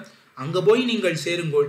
ஜெகதாக்காரனாக எம்பெருமான் நிற்கிறான், அதை அனுபவித்தார் ஆழ்வார். அதற்கு மேல இவன் யுத்தத்திலே பராக்கிரமத்தை காட்டினான்கிறத அனுபவிக்கிறார். இது ரெண்டும் வேறுபட்டில்ல ஆழ்வாருக்கு. இது மனிதனின் அனுபவம், அது கடவுளின் அனுபவம்ங்கிற வேறுபாடு இல்லை ஆழ்வாருக்கு. ஏன்னா அவ்வூரை ஆசிரியித்து வந்த சம்பத்து. சம்பத் எப்படி வந்தது? சம்பத் எப்படி வந்ததுன்னா அந்த திருநறையூர் நம்பி பிரசாதத்தாலே வந்தது இல்லையா? திருநறையூரை கிட்டி வந்த சம்பத்துன்னு வர்ணிக்கும் பொழுது இவன் ஜெயித்த பெருமையெல்லாம் உண்மையில யாருக்கு சாரும்? திருநறையூர் நம்பிக்கு தானே சாரும். இப்படி திருநறையூர் நம்பி பிரசாதத்தாலே ஒருத்தன் ஜெயித்தான்னு சொன்னா அந்த வர்ணனை அந்த ஜெயித்தவனுக்கு கிடையாது, நம்பிக்கை தான். இப்போ ஒரு அரசன் ஒரு படைகளை திரட்டி அனுப்புகிறான். ஒரு 10 பேரை அனுப்பி ஒரு அரசனை ஜெயிக்கிறான்னு வைத்துக் கொள்வோமே. இந்த 10 பேர் தான் நேர்ல போய் யுத்தம் பண்ணியிருப்பா. ஆனா புகழ், ஜெயித்த புகழ் யாருக்குன்னு இந்த 10 பேருக்கு வந்திருக்காது. யார் அனுப்பினானோ அந்த அரசனுக்கு போய் சேரும். ஏன்னா அவனுடையது தானே இது. அந்த மாதிரி இவன் எவ்வளவுதான் யுத்தத்துல எதிரி பண்ணவர்கள் எல்லாம் விழும்படி பண்ணால் கூட இந்த சோழன் இந்த புகழெல்லாம் யாருக்கு சேரும்? திருநறையூர் நம்பியை சாரும். இந்த நம்பியை கிட்டி வந்த சம்பத்து என்பதினாலே இந்த இடத்தையும் ஆழ்வார் கொண்டாடி பேசி கழித்து அனுபவிக்கிறார். தெய்வ வாழ் வளம் கொண்ட சோழன் சேர்ந்த திருநறையூர் மணிமாடம் சேர்மீன்களே, நீங்கள் அந்த மணிமாடத்தை சென்று கிட்டுங்கோள். திருநறையூர் மணிமாடம், அங்கு போனாலே எம்பெருமானின் சம்பந்தம் உங்களுக்கு கிட்டும்னு இந்த 3ஆம் பாசுரத்தினாலே அனுபவித்தார் ஆழ்வார். அடுத்து 4ஆம் பாசுரம். பைங்கனான் அறிகுருவாய் வெறுவ நோக்கி பருவரை தோல் இரணியனை பத்தி வாங்கி அங்கை வாழ் உகிர்நுதியால் அவனதாகம் அங்குருதி பொங்குவித்தான் அடிக்கீழ் நிற்பீர் வெங்கன்மா களிருந்தி விண்ணியேத்த விரல் மன்னர் திரளழிய வெம்மா உய்த்த செங்கனான் கோச்சோழன் சேர்ந்த கோயில் திருநறையூர் மணிமாடம் சேர்மின்களே. இந்த 4ஆம் பாசுரத்தினாலே ஆழ்வார் நரசிம்மாவதாரத்தை வர்ணிக்கிறார். நரசிம்மாவதாரத்திலே நரமும் சிங்கமும் கலர்ந்த ஒரு உரு. உடலிலே நரமாக தலையிலே சிம்மமாக ஒரு உருவை எடுத்து கொண்டு வந்தான். இது கில சிதாட்சீர ஞாயேன சங்கமிதாங்ககம்னு அனுபவிக்கிறார்கள். அதாவது பால் வெறுமனே சாட்டாலும் இனிக்கும், சர்க்கரை அதை வெறுமனே சாட்டாலும் இனிக்கும். அதே பாலையும் சர்க்கரையும் கலந்தால் எப்படி இருக்கும்? வேப்பெண்ணையும் விளக்கெண்ணையும் கலந்த மாதிரி இல்லாமல் பாலையும் சர்க்கரையும் கலந்தால் இன்னும் இனிப்பு கூடியிருக்கும். அந்த மாதிரி எம்பெருமான் தனியா சிங்கத்தை பார்த்தா அழகா இருக்கும், தனியா எம்பெருமான் நரன் திருமேனியை பார்த்தாலும் அழகா இருக்கும். அது ரெண்டுத்தையும் சேர்த்தாம் பாருங்கோ, அது இந்த பாலையும் சர்க்கரையும் கலர்ந்தாற் போல இன்னும் அழகு கூடி போயித்துன்னு அனுபவிக்கிறார்கள். அப்பேற்பட்ட நரசிங்க உருவை கொண்டு வந்து இரண்யனின் மார்பை கிழித்தான் எம்பெருமான்னு ஆழ்வார்கள்லாம் அதுல ஈடுபடுவர்கள், நரசிம்மாவதாரத்தின் அழகிலே ஈடுபடுவர்கள். இப்ப அந்த சிங்கத்துக்கு இயற்கையாவே கண்ணு பசுமையா இருக்குமா. இப்ப பசுங்கண்ணை உடையது, அதுதான் பைங்கணான், பைங்கண். இப்ப பசுமையான கண்ணை உடையது. அப்ப அந்த சிங்கத்துக்கு, அந்த சிங்கம்ங்கிற அந்த விலங்குக்கு சேர்ந்த அந்த பசுமையான கண்ணை உடையதாக அந்த நரசிம்ம உரு பைங்கணான் அறிவுருவாய் நரசிம்ம உருவாக எடுத்துக்கொண்டு வெறுவ நோக்கி, அப்ப ஏற்பட்ட அந்த கண்ணாலே என்ன பண்ணாருன்னா இரணியனை வெறுவ நோக்கினார். வெறுவன பயப்பட, அவன் அஞ்சும்படிக்கு நோக்கினாராம். இவர் பார்த்த பார்வையிலேயே இரணியன் பொசுங்கி போயிட்டான். அதற்கப்புறம் இவர் பண்ணதெல்லாம் வெறும்னா அவன் பிணத்தை எடுத்து கிழித்தது தானே தவிர, இவர் பார்த்த பார்வை அந்த நரசிங்க உரு அது அந்த வெறுவ நோக்கின்னு அது ஒரு பார்வை பார்த்ததிலேயே அந்த இரணியனானவன் நெஞ்சு பொசுங்கி போனான் என்று அருளி செய்வர்கள். அப்படி வெறுவ நோக்கி அந்த இரணியனை அஞ்சும்படி பார்த்தார் நரசிம்மன். பருவரை தோல் இரணியனை பத்தி வாங்கி, அதற்கு மேலே பெரிய வரபலத்தாலே அவனுடைய தோல் பலம் மிக்கு இருக்கிறது. பிரம்மாவிடமிருந்து வரம் வாங்கிவிட்டேன்கிற அந்த அகங்காரத்தினாலே புஜபலத்தை உடைய பருவரை, பெரிய மலை போன்ற தோலை உடைய அந்த இரணியன் இருக்கிறானே, அவனை தன் பக்கலிலே பத்தி இழுத்தார். பத்தி வாங்கி அவன் மடியை பிடித்து இழுத்து, அங்கை வாழ் உயிர் நுதியால் அவனதாகம் அங்குருதி பொங்குவித்தான் அடிக்கீழ் நிற்பீர்.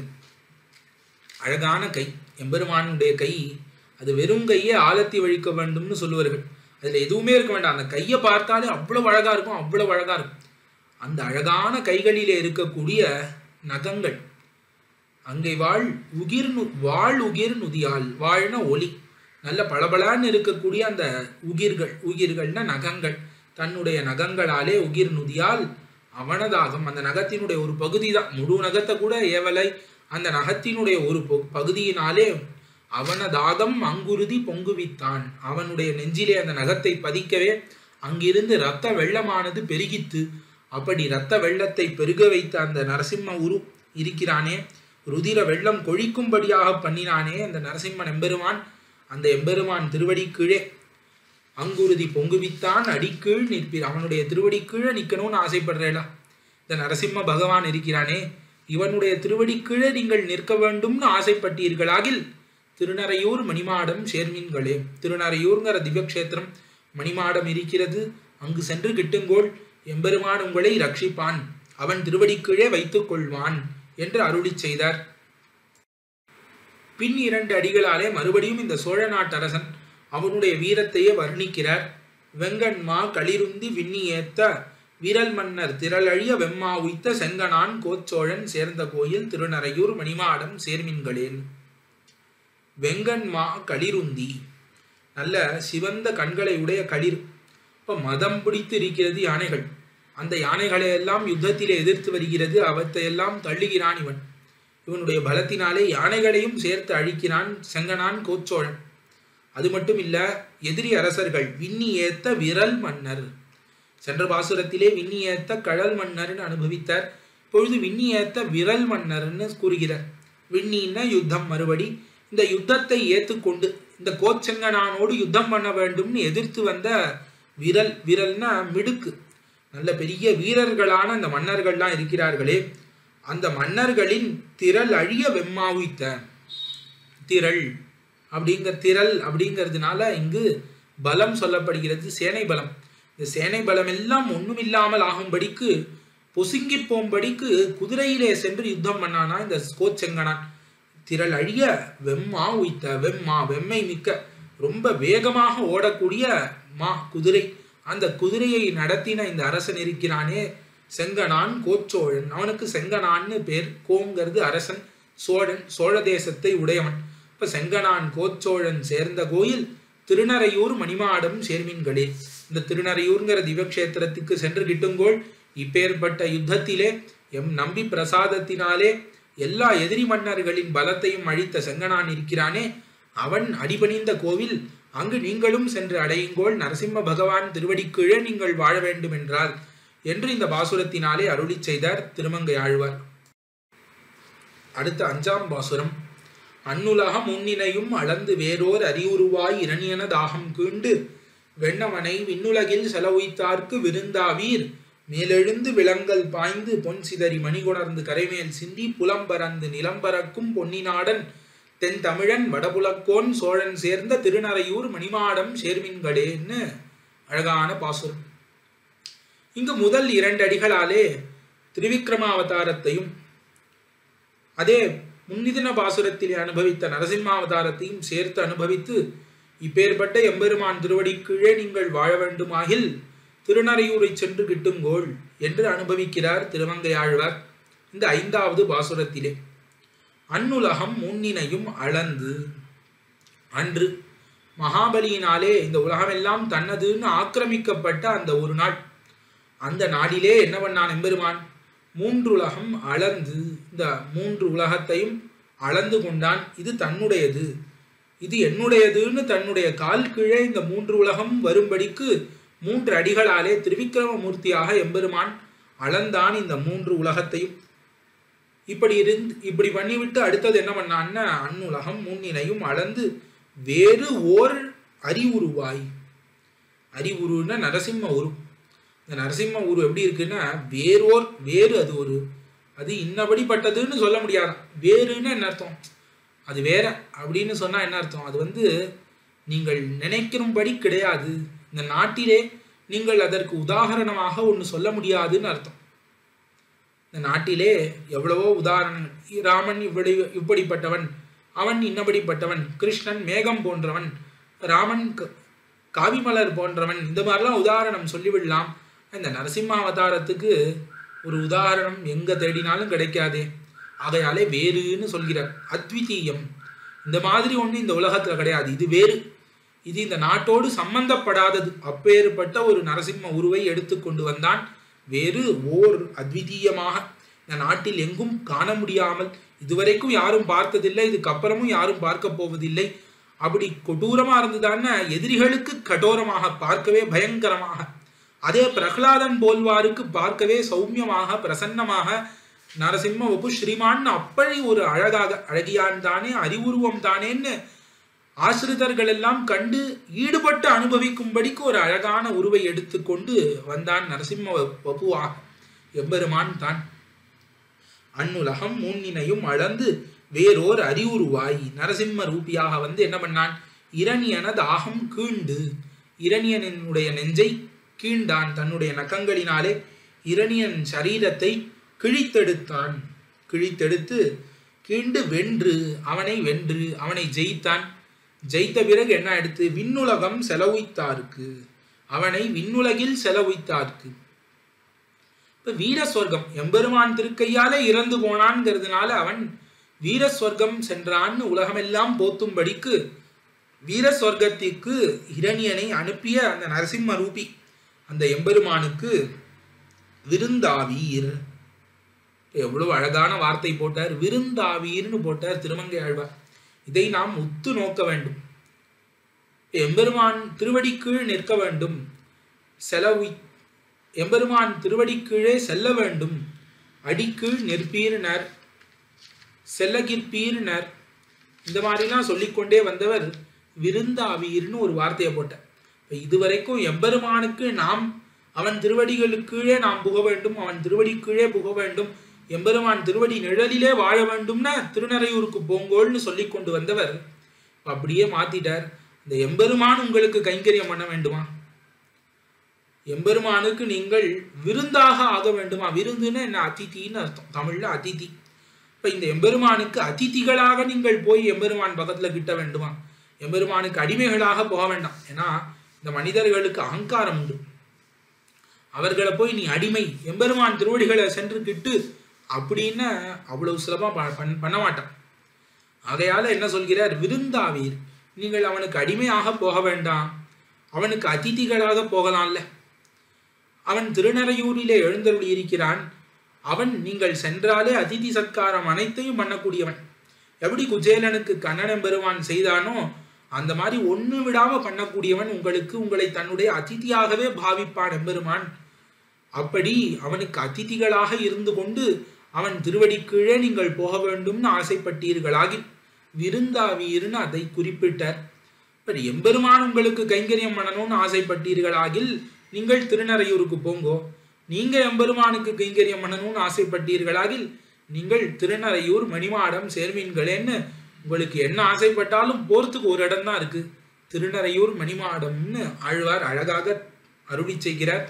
எம்பெருமானுக்கு நீங்கள் விருந்தாவீர், அதிதியாக சென்று அவனை கிட்ட வேண்டும்னு அன்வைப்பீர், அதிதியாக பூக்க அன்வைப்பீர்னு காட்டுகிறார். எம்பெருமான் மேல் விழுந்து உங்களை உபசரிப்பான். அப்படி நீங்கள் போக வேண்டும்னாலும் நீங்கள் என்ன பண்ண வேண்டும் தெரியுமா, திருநறையூர் மணிமாடம் சேர்மீன்களே, அந்த திருநறையூரிலே இருக்கக்கூடிய அழகிய மணிமாடங்கள் சூழ்ந்த அந்த திருக்கோயிலுக்குள்ளே செல்லுங்கோள் போரும். எம்பெருமான் வாசல்லேருந்து உங்களை பார்த்து அழைப்பான். இப்போ திருநறையூர் மணிமாடத்துக்கு போயிருந்தாலே தெரியும், நல்ல உயர இருக்கும் கோயில், நிறைய படிக்கட்டுகள் ஏறி போக வேண்டும். வெளியேர்ந்து பார்த்தாலே அந்த எம்பெருமான் உள்ள கம்பீரமாக திருநறையூர் நம்பி ஆஜானு பாகுவாக அவ்வளவு பெரிய உருவத்தை எடுத்துக்கொண்டு திருத்தோள்களும் கையிலே பிடித்த திவ்யாயுதங்களுமாக சேவை சாதிப்பானே, அந்த திருநறையூர் நம்பியினுடைய திருக்கண்கள் போல் அது வாசல்லேருந்து கூப்பிடும், வாவான்னு கூப்பிடுமா. இந்த திருக்கண்கள்லேருந்து கட்டாட்சம். பராசர பட்டர் திருவரங்கநாதனை பார்க்கும் பொழுது அனுபவிப்பர், ஆர்த்த ஸ்வாகதிகை கிருபா கலுஷிதை ஆலோகிதை ஆர்திரயன் அப்படின்னு அனுபவிக்கிறார். பெரிய பெருமாள் அவர் முன்பு யாராவது ஒருவன் போய் நின்னா அந்த திருக்கண்கள் இருக்கிறதே, அந்த திருக்கண்கள் என்ன பண்ணுகிறதா, வாவான்னு கூப்பிடுறது. இப்போ கண்ணாலே அழைத்தல்னு உண்டு இல்லை. இப்போ அந்த கண்களை சேவித்தாலே நீ ஆர்த்தனா, நீ சம்சாரத்தில் துக்கப்படுறியா, எங்கிட்ட வா எங்கிட்ட வா, உனக்கு நல்வரவாகட்டும் உனக்கு நல்வரவாகட்டும். இப்போ ஸ்வாகத்தம் ஸ்வாகத்தம்னு யாரெல்லாம் சொல்கிறார்களோ அவர்களுக்கு ஸ்வாகதிகர்கள்னு பேர். இப்போ திருமணங்கள்லாம் போனால் வரவேற்பதற்குன்னு சில ஆள்களை நியமிப்பது உண்டு இல்லை, ரிசப்ஷன்னு சொல்கிறார்கள். அந்த மாதிரி எம்பெருமான் பெரிய பெருமாளுக்கு ரிசப்ஷனிஸ்ட் யாரு, வரவர்களை எல்லாம் யாரு வரவேற்பார்கள்னு பார்த்தா எம்பெருமானின் திருக்கண்கள். அந்த திருக்கண்கள் என்ன பண்ணும், யாராவது ஆர்த்தர்களாக உனக்கு ஏதாவது வேண்டும், எனக்கு இதை கொடு அதை கொடுன்னு எம்பெருமான்கிட்ட யாராவது வரமாட்டாளான்னு எதிர்பார்த்துட்டே இருக்கான். யாராவது வந்துட்டான்னா எனக்கு ஒரு அபேட்சிதம் வேண்டும், எனக்கு மோட்சத்தை கொடு, இல்லை எனக்கு புத்திரனை கொடு, எனக்கு செல்வத்தை கொடுன்னு யாராவது ஒருத்தர் வந்து விட்டார்களாகில் என்ன பண்ணுவான் எம்பெருமான் தன்னுடைய கண்களாலே வா வா வர வேண்டும் வர வேண்டும், கண்டிப்பா வரணும், உன்னுடைய வரவு நல்வரவாகட்டும், ஸ்வாகத்தம் ஸ்வாகத்தம் ஸ்வாகத்தம்னு இப்படி பல தடவை அழைக்கக்கூடிய திருக்கண்களாக இருக்கிறது எம்பெருமானினுடைய கட்டாட்சங்கள். அந்த திருக்கண்கள்லேருந்து கட்டாட்சங்கள் வந்து நம்மளை ஸ்வாகத்தம் செய்கின்றனன்னு அனுபவிக்கிறார்கள். அந்த மாதிரி எம்பெருமானுக்கு விருந்தாக நீங்கள் ஆக வேண்டும்னா திருநறையூர் நம்பி தன்னுடைய கட்டாட்சத்தினாலே உங்களை வரவேற்று தன்னுடைய திருமேனி ஆகிற விருந்தை உங்களுக்கு அளித்து உங்களுக்கு வயிறு நிரம்ப உணவிட காத்து கொண்டிருக்கிறான். தன்னுடைய சொரூப ரூப குண விபூதிகள் அத்தனையும் நீங்களிட்ட வழக்காக பண்ணி கொடுப்பான். இவனை மாதிரி அதிதி சத்காரம் இன்னொருத்தரால பண்ணவே முடியாது. ஏன்னா இவன் கொடுக்கிற அளவு செல்வம் வேற யார்கிட்ட இருக்கு, உபய விபூதியும் கொடுப்பான். இந்தாரும் உமக்கு இல்லாததா, ஸ்ரீ வைஷ்ணவர்களுக்கு இல்லாததான்னு இந்த கீழ் நாட்டையும் கொடுத்து மேல வைகுண்ட மாநாட்டையும் கொடுத்து அதற்கும் தலைவர்களாக உங்களை ஆக்கி வைப்பான் எம்பெருமான். இப்படிப்பட்ட எம்பெருமானுக்கு விருந்தாக போக வேண்டும்னு நீங்கள் ஆசைப்பட்டீர்களாகில் திருநறையூர் மணிமாடம் சேர்மீன்களே. இதற்கு மேல இந்த திருநறையூர் மணிமாடத்துக்கு என்ன விசேஷம்னு பார்த்தால், பொன் சிதறி மணி கொணர்ந்து கரைமேல் சிந்தி புலம் பறந்து நிலம் பறக்கும் பொன்னி நாடன். அந்த ராஜா பொன்னி நாடன். பொன்னி அப்படின்னு காவிரிக்கு பெயர், பொன்னி நாடு அப்படின்னு இந்த காவேரி பிரவகிக்கக்கூடிய சோழ நாட்டிற்கு பெயர். பொன்னி நாடன், இந்த சோழ நாட்டை காவிரி பாயக்கூடிய சோழ நாட்டுக்கு அரசன் பொன்னி நாடன். இந்த பொன்னி நாடன், இந்த பொன்னி என்ன பண்ணுகிறதுங்கிறத முன்னாடி வர்ணிக்கிறார். பொன் சிதறி சுவர்ணங்களை எல்லாம் கொண்டு வந்து இறைக்கிறது. மணி கொணர்ந்து ரத்தனங்களை எல்லாம் திரட்டி கொண்டு வருகிறது. வந்து கரைமேல் சிந்தி அதனுடைய 2 கரைகளிலும் வந்து தள்ளுறது. ரத்தனங்களை எல்லாம் காவிரி தன்னுடைய 2 கரைகளிலும் தள்ளி கொண்டு வருகிறது. புலம் பறந்து வெளிநிலங்கள் எல்லா இடத்திலும் வியாபித்து நிலம் பறக்கும். பூமி எங்கும் காவிரி தான், பூமி எங்கும் காவிரி தான் சொல்லும்படிக்கு காவிரி பாயக்கூடிய பொன்னி நாட்டை உடையவன். இப்ப பூமி பரப்பு முழுக்க என்னோடுதுன்னு காவிரி அப்படி பறந்து பாய்கிறது. இப்ப கட்டடங்கா காவிரின்னு சொல்லுவார்கள். அப்பேற்பட்ட கரை காண ஒன்னா காவேரி. அந்த காவேரி பாயக்கூடிய இந்த பொன்னி நாட்டை உடையவன் சோழ தேசத்துக்கு அரசன் அப்படின்னு தாத்பரியம். அது மட்டும் இல்ல, தென் தமிழன், தென் தமிழன், தென் தமிழன் என்று பாண்டிய நாட்டை குறிக்கிறது. பாண்டிய நாட்டுக்கு அரசன், தென் தமிழ் பாகத்தை உடையவன். தமிழ்நாட்டுக்கு சோழ தேசத்துக்கு தெற்கு பக்கமாக இருக்கக்கூடிய பாண்டிய நாட்டுக்கு அரசன் யாருன்னா அதுவும் இவன் தானா. அது மட்டும் இல்ல, வடபுலக்கோன், தென் தமிழன் வடபுலக்கோன் சோழன் சேர்ந்த. சரி, சோழ தேசம் பாண்டிய தேசம் மட்டும்தான் இவனுக்கு.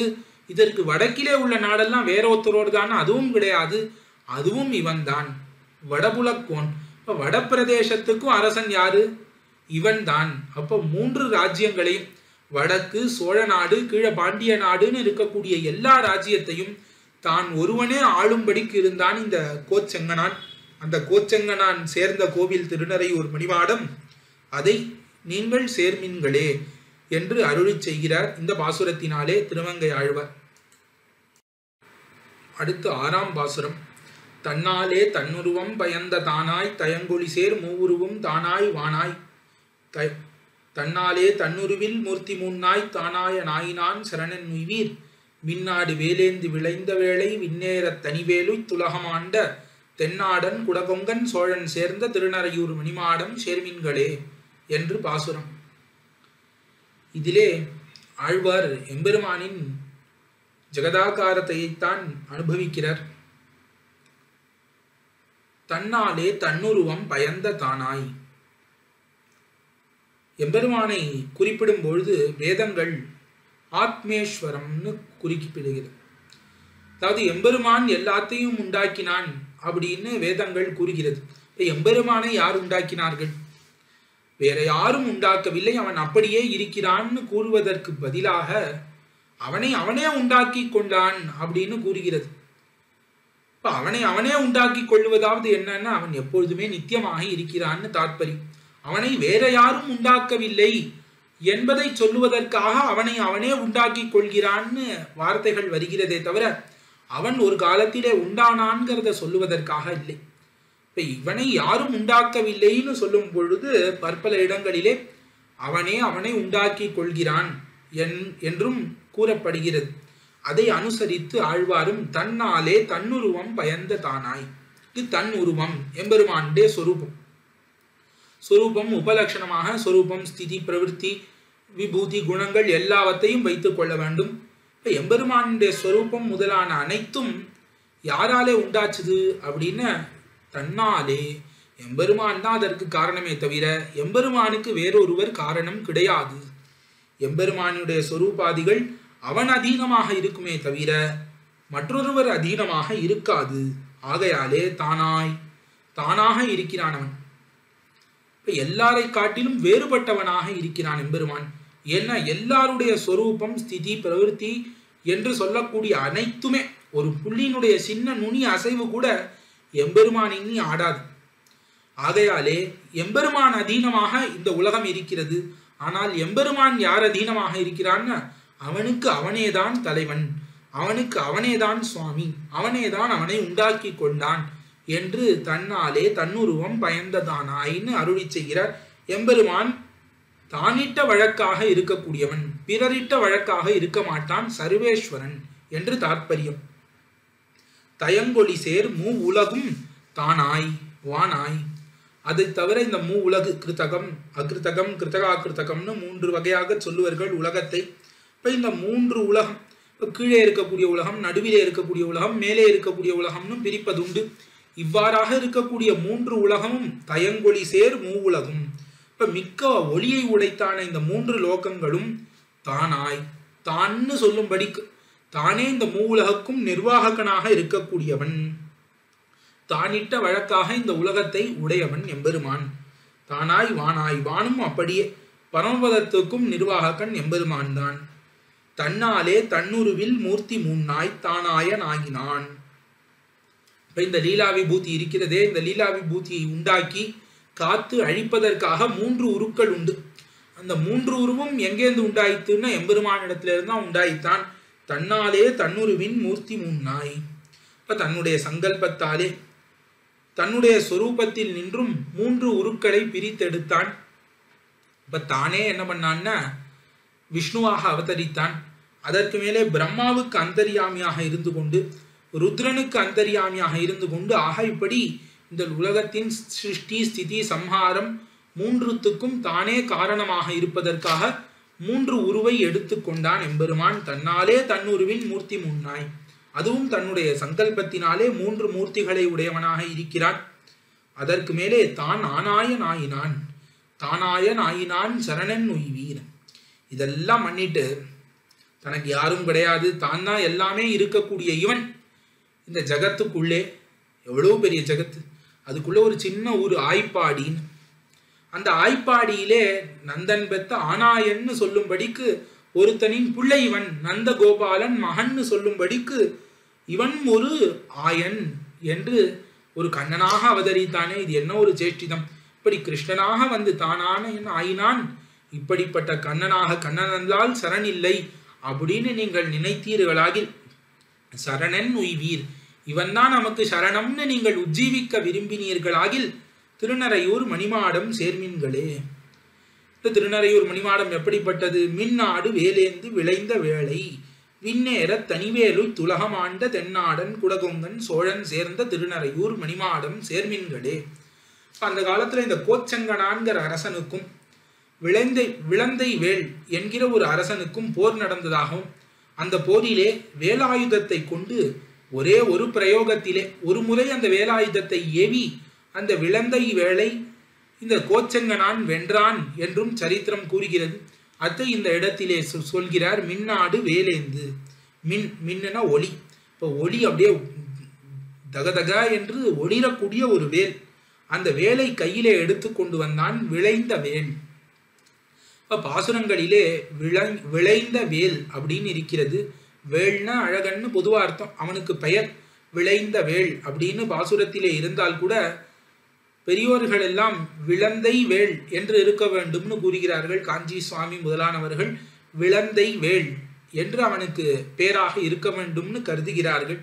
இந்த விளந்தை வேல்னு இருக்கிறானே, இவன் கையிலே ஒரு வேலாயுதத்தை எடுத்து கொண்டு வந்தான். மின்னாடு வேலேந்து விளந்தை வேளை இவனை விண்ணேற, இவன் வீரஸ்வர்க்கத்துக்கு போகும்படிக்கு தனிவேல் உய்த்து, ஒரு ஏக பிரயோகத்திலே, ஏக பிரயோகம்னா பலமுறை எரியாமல் ஒரு முறை வேலை எரிந்து தனிவேல் உய்த்து உலகமாண்ட, இந்த உலகத்தை எல்லாம் ஆண்டான். இந்த விளந்தை வேலை ஜெயித்து கோச்சங்கனான் உலகத்தை எல்லாம் ஆண்டான்.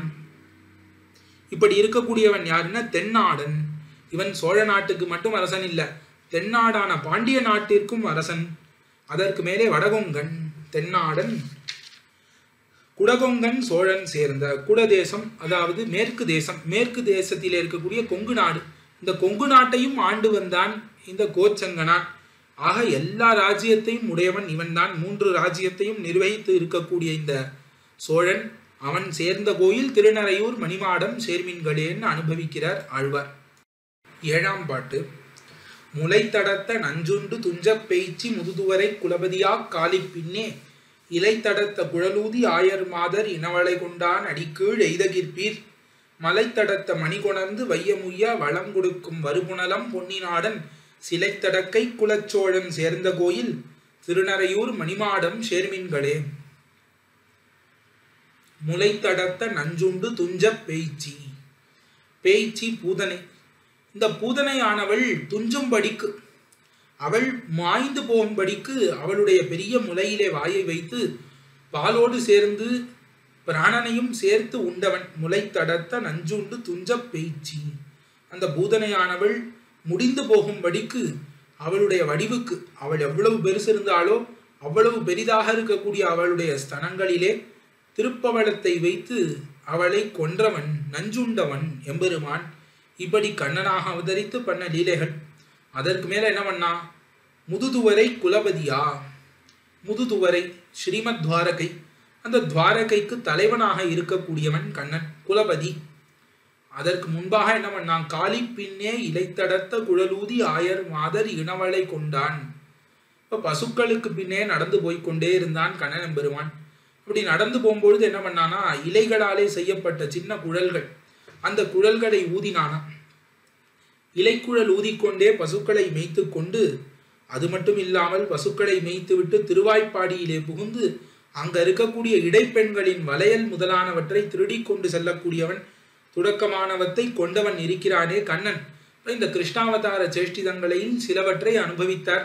இப்ப சிறு வயதிலே பசுமைத்ததென்ன, பூதனை பாலுண்டதென்ன, அதற்கு மேலே இடைச்சிகளோடு விளையாடியதென்ன, அதற்கு மேலே துவராபதிக்கு தலைவனாக அமர்ந்ததென்ன முதலான திவ்ய சேஷ்டிதங்களை செய்த அந்த கண்ணன் எம்பெருமான் இருக்கிறானே, அவனுடைய திருவடிக்கீழே நீங்கள் போக வேண்டும்னு ஆசைப்பட்டீர்களாகில் கொண்டான் அடிக்கீழ் எய்தகிற்பீர். அவனுடைய திருவடிகளை நீங்கள் கிட்ட வேண்டும்னு ஆசைப்பட்டீர்களாடில் திருநறையூர் மணிமாடம் சேர்மீன்களே.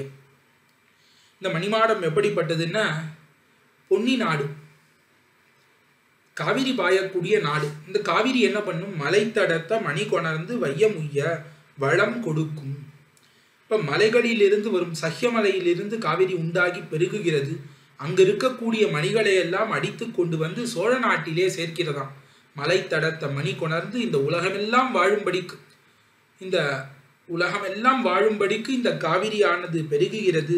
தர்சனீயமாக இருக்கக்கூடிய இந்த காவிரி பூமியடைய உஜ்ஜீவிக்கிறது. இந்த காவிரி வளம் கொடுக்கும். அப்ப நிறைய சமிருத்தியெல்லாம் இங்க கொண்டு வந்து சோழ நாட்டுக்கு கொடுக்கும். வருபுணல் பொன்னி நாடன். இப்ப ஜல சமிருத்தியை உடைத்தான இந்த பொன்னி தேசம், பொன்னி பாயக்கூடிய சோழ நாட்டை உடைய இந்த அரசன் சிலை தடக்கை குலச்சோழன். இப்ப தடக்கை பெரிய கை, தடக்கைன்னா பெரிய கைன்னு அர்த்தம். அந்த பெரிய கையிலே வில்லை பிடித்து சிலையை பிடித்து இருக்கக்கூடியவன் குலச்சோழன். நல்ல க்ஷத்ரிய வம்சத்திலே உதித்த சோழ தேசத்திற்கு அரசன். க்ஷத்ரிய வம்சத்திலே சோழ வம்சத்திலே உதித்தவன். இந்த சோழ வம்சமும் சூரிய வம்சம் என்று கூறுவர்கள். அப்படிப்பட்ட தர்மவர்மா முதலான உயர்ந்த சோழர்கள் அவதரித்த அந்த சோழ தேசத்திலே உதித்த இந்த கோச்சங்கனான், அவன் என்ன பண்ணான், பெரிய ஆண் பிள்ளை, கையிலே தன்னுடைய வீரத்துக்கு ஏற்ற மாதிரி வில்லெல்லாம் பிடிச்சுட்டு இருக்கான். இந்த வில்லெல்லாம் பிடித்து கொண்டு இருக்கக்கூடியவனுக்கு அந்த ஆண் பிள்ளைத்தனம் எங்கேருந்து வந்தது, திருநறையூர் நம்பியை கிட்டியதினாலே வந்தது. அவன் சேர்ந்த கோவில் இந்த திருநறையூர் மணிமாடம். அங்கு நீங்கள் சென்று ஆசிரியுங்கோள் என்று ஆதரித்து பேசுகிறார் திருமங்கை ஆழ்வார். அடுத்து 8ஆம் பாட்டு. முறுக்கிலங்கு கனித்துவர்வாய் பின்னைகழ்வன் மண்ணெல்லாம் முன்னவிய சென்னு வெண்ணி செருக்களத்து திரளைய செத்தவேந்தன் சிரந்துணித்தான் திருவடினும் சென்னி வைப்பீர். இருக்கிலங்கு திருமொழிவாய் எண்டோலீசர் கெழில் மாடம் 70 செய்துலகமாண்ட திருக்குளத்து வளச்சோழன் சேர்ந்த கோயில் திருநறையூர் மணிமாடம் சேர்மின்களே. இதிலே நப்பின்னை பிராட்டிக்கு வல்லபனாக கார்த்தவீரியார்ஜுனனை அழித்த அந்த எம்பெருமான் திருவடிகளிலே நீங்கள் கிட்ட வேண்டுமாகில் திருநறையூர் மணிமாடத்தை சென்று கிட்டுங்கோள்னு அருளி செய்கிறார் திருமங்கை ஆழ்வார். முறுக்கிலங்கு கனித்துவர்வாய் பின்னைகழ்வன். இப்போ முறுக்கம்பூ போலேயும் ஒரு கனி போலேயும் இருக்கக்கூடிய திருவதரம், திருப்பவளத்தை உடைய நப்பின்னை பிராட்டி. அந்த நப்பின்னை பிராட்டிக்கு வல்லபனாக இருக்கக்கூடியவன் எம்பெருமான் கண்ணன் எம்பெருமான். அது மட்டும் இல்லாமல் மண்ணெல்லாம் முன்னவிய சென்னு வெண்ணி செருக்களத்து திரளழிய செத்தவேந்தன் சிரம் துணித்தான் திருவடினும் சென்னி வைப்பீர். இப்ப இந்த க்ஷத்ரிய வம்சங்கள் எல்லாம் அழியும்படிக்கு எம்பெருமான் செய்தான். க்ஷத்ரிய வம்சங்கள் எல்லாம் அழியும்படிக்கு செய்தது மட்டும் இல்லாமல் அதற்கு மேலே யுத்தத்திலே வெண்ணி செருக்களத்து சென்று பெரிய யுத்தத்துக்கு சென்று அங்கு செற்ற வேந்தன், சத்ருவாக இருக்கக்கூடிய அந்த கார்த்த வீரியார்ஜுனன், சஹஸ்ரபாகுன்னு 1000 கைகளோடு இருக்கக்கூடிய அந்த கார்த்த வீரியார்ஜுனனுடைய தலையை சிரம் துணித்தான். தலையை கொய்தவன் இருக்கிறானே எம்பெருமான், அவனுடைய திருவடி கீழே நீங்கள் வாழ வேண்டும்னு ஆசைப்பட்டீர்களாகில் நீங்கள் என்ன பண்ணுங்க, திருநறையூர் மணிமாடம் சேர்மீன்களே. திருநறையூர் மணிமாடம் யார் கட்டினது தெரியுமோ? செங்கனான் கோச்சோழன். இவன் இதற்கு முன்னாடி என்ன பண்ணியிருந்தான்னு உங்களுக்கு தெரியுமோன்னு கேட்டார் திருமங்கை ஆழ்வார். இருக்கிலங்கு திருமொழிவாய் எண்டோள் ஈசர்க்கு எழில் மாடம் 70 செய்து. ரிக்வேதம். ரிக்வேதத்திலே பிரதான அம்சமான ஸ்ரீ புருஷ சூக்தம். இந்த பகவத் பிரதிபாதகமான புருஷ சூக்தத்தை சதா சர்வகாலமும் தன்னுடைய நாவிலே ஜபித்துக் கொண்டிருக்கிறான். இருக்கிலங்கு திருமொழிவாய் அப்படின்னு கூறுகிறார். இப்ப புருஷ சூக்தத்தை ஜபித்துக் கொண்டிருக்கக்கூடிய ருத்ரன், அவன் எண்டோள் 8 தோள்களை உடைய ஈசன் சிவபிரான். அந்த சிவபிரானுக்கு எழில் மாடம், அழகான மாடங்கள் 70 செய்து 70 கோயில்களை கட்டினான். இதற்கு முன்னாடி சிவபெருமானுக்கு 70 கோவில்களை கட்டி, ஆனாலும் அவனுடைய அபேட்சிதம் கிடைக்கவில்லை. அவனுடைய தேவை நிறைவேறாமல் கடைசியாக திருநறையூருக்கு வந்து திருநறையூரில் நம்பியை சேவித்து தன்னுடைய அபேட்சிதத்தை பெற்று போனான்னு சரித்திரம்.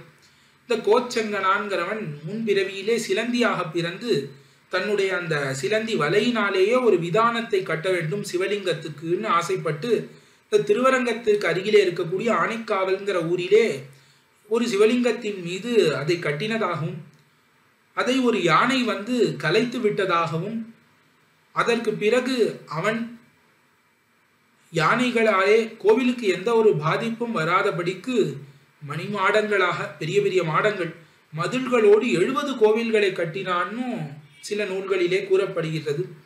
அதற்கு மேலே சோழ நாட்டிலே சில சின்ன சின்ன கூறுகளாக இருக்கும்ல, சின்ன சின்ன ராஜ்யங்கள்.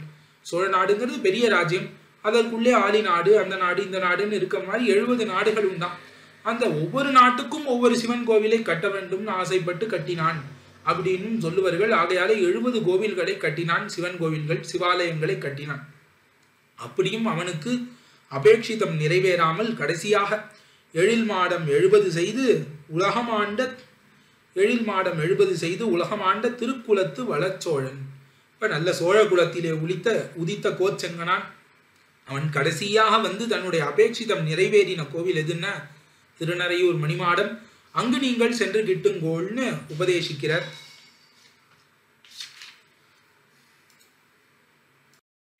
9ஆம் பாட்டு. தாராளன் தன்னரங்கவாளன் பூமேல் தனியாளன் முனியாளர் ஏத்தனின்ன பேராளன் 1000 பேர் உடையவாளன் பின்னைக்கு மணவாளன் பெருமை கேட்பீர். பாராளர் இவரிவரென் அழுந்த ஏத்த படைமன்னர் உடல் துணிய பரிமா உய்த்த தேராளன் கோச்சோழன் சேர்ந்த கோயில் திருநறையூர் மணிமாடம் சேர்மின்களே. இதுல அழகான விசேஷணங்களை அடுக்கி இப்பேற்பட்ட எம்பெருமான் அவனுடைய பெருமை பேசணும்னு ஆசைப்பட்டீர்களாகில் திருநறையூர் மணிமாடத்திற்கு செல்லுங்கோள்னு உபதேசிக்கிறார் திருமங்கை ஆழ்வார்.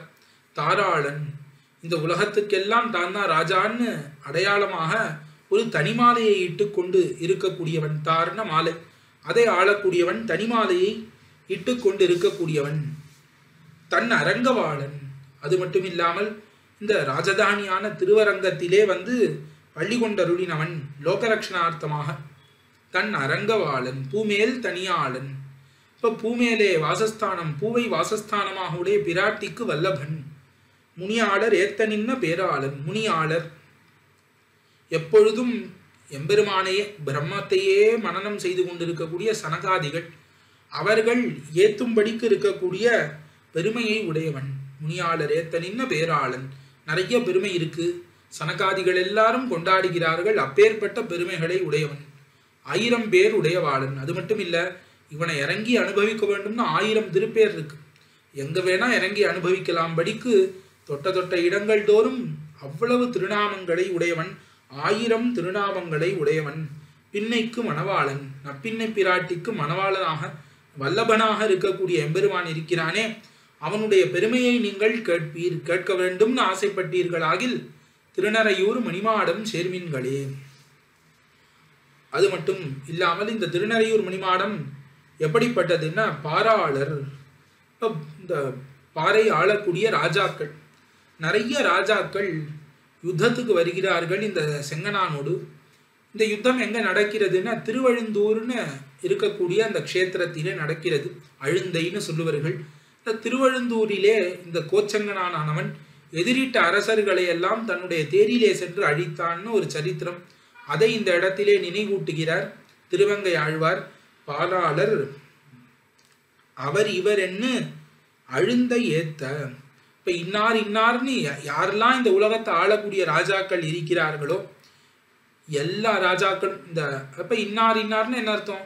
இவன் பாண்டிய நாட்டு அரசன், இவன் சேர நாட்டு அரசன், இவன் கொங்கு நாட்டு அரசன், இவன் பல்லவ அரசன் என்றெல்லாம் எந்தெந்த அரசர்கள் இன்னார் இன்னார்னு இருக்கிறார்களோ பாராளர்கள் அவர்கள் எல்லாரும் அழுந்தை ஏத்த, அழுந்தைன திருவழுந்தூர்ங்கிற திவதேசம், அந்த திருவழுந்தூர்ங்கிற அந்த க்ஷேத்திரத்துக்கு யுத்தம் பண்ணுகிறார்கள் இந்த செங்கனானோடு. எப்படின்னா படை மன்னர் பெரிய படையை திரட்டி கொண்டு யுத்தம் பண்ணுகிறார்கள்.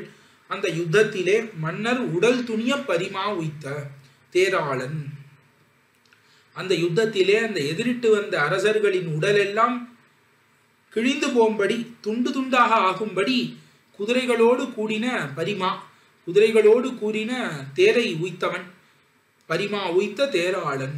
அப்ப தேரை ஓட்டியவன், குதிரைகள் பூட்டின தேரை ஓட்டி கொண்டு இந்த கோச்சங்கனான் அங்கு சென்று எல்லா மன்னர்களையும் திருநறையூர் நம்பி பிரசாதத்தினாலே அழித்தான்னு பிரசித்தம். அப்படி இருக்கக்கூடிய அந்த கோச்சோழன் அரசனான அந்த சோழ அரசன் சேர்ந்த கோவில் திருநறையூர் மணிமாடம் சேர்மீன்களே. இப்படி பற்பல யுத்தங்களிலே விளந்தை வேளை வென்றவன், தெய்வ வாழ் வளங்கொண்டவன், இந்த அழுந்த ஏத்த படைமன்னர் உடல் துணிய பரிமா உய்த்தவன், இந்த மாதிரி பற்பல யுத்தங்களிலே திருநறையூர் நம்பி பிரசாதத்தினாலே ஜெயித்தானே இந்த செங்கனான். அப்பேற்பட்ட செங்கனான் சேர்ந்த கோவில் இருக்கிறதே திருநறையூர், அங்கு நீங்களும் சென்று கிட்டுங்கோள்னு உபதேசித்தார் இந்த 9ஆம் பாசுரத்தினாலே நமக்கு. ஆக இப்படி வரிசையாக 9 பாட்டுக்களாலே நீங்கள் திருநறையூரை சென்று கிட்டுங்கோள். உங்களுக்கு மனதடக்கம் இல்லை, உங்களுக்கு அகங்கார மமகாரங்கள் எல்லாம் ஒழியவில்லைன்னு நினைக்க வேண்டாம். நீங்கள் திருநறையூரை சென்று கிட்டினாலே போரும். எவ்வளவோ துரகங்காரிகளாக துர்மானிகளாக இருக்கக்கூடிய ராஜாக்களும் ஆசிரியக்கக்கூடிய இடம் அது அப்படின்னு உபதேசித்து கொண்டு வந்தார் 9 பாசுரங்களினாலே. இனி மேலே 10வது பாசுரத்திலே பலஸ்ருதி சொல்லி முடிக்கிறார் இந்த பதிகத்தை. அதை அனுபவிப்போம். 10ஆம் பாசுரம். செம்மொழி வாய் நால்வேத வானர் வாழும் திருநறையூர் மணிமாடச் செங்கன் மாலை பொய்மொழி ஒன்னில்லாத மென்மையாளன் புலமங்கை குலவேந்தன் புலமையார்ந்த அம்மொழி வாய் கலிகண்ணி இன்பப் பாடல் பாடுவார் வியனுலகில் நமனார் பாடி வெம்மொழி கேட் அஞ்சாதே மெய்மை சொல்லில் விண்ணவர்க்கு விருந்தாகும் பெருந்தக்கோரே என்று அழகான பாசுரம். செம்மொழி வாய் நால்வேத வானர் வாழும் திருநறையூர் மணிமாடச் செங்கன் மாலை. திருநறையூர்ங்கிற திவ்யக்ஷேத்திரத்திலே வசிக்கக்கூடிய பிராமணர்கள்னா எப்படிப்பட்டவர்கள்னா செம்மொழி வாய், எப்பொழுதும் சத்திய வாக்கை மட்டுமே பேசக்கூடியவர்கள், அதை தவிர வேறொன்றும் அறியாதவர்கள், யதாபூதவாதிகள். என்ன சொல்லுவார்கள்னா நாராயணனே பரதேவதைன்னு சத்தியத்தை சொல்லக்கூடியவர்கள், உள்ளதைத்தான் சொல்லுவார்கள், வேதத்துல இல்லாத அர்த்தங்களை எல்லாம் சொல்ல மாட்டார்கள்.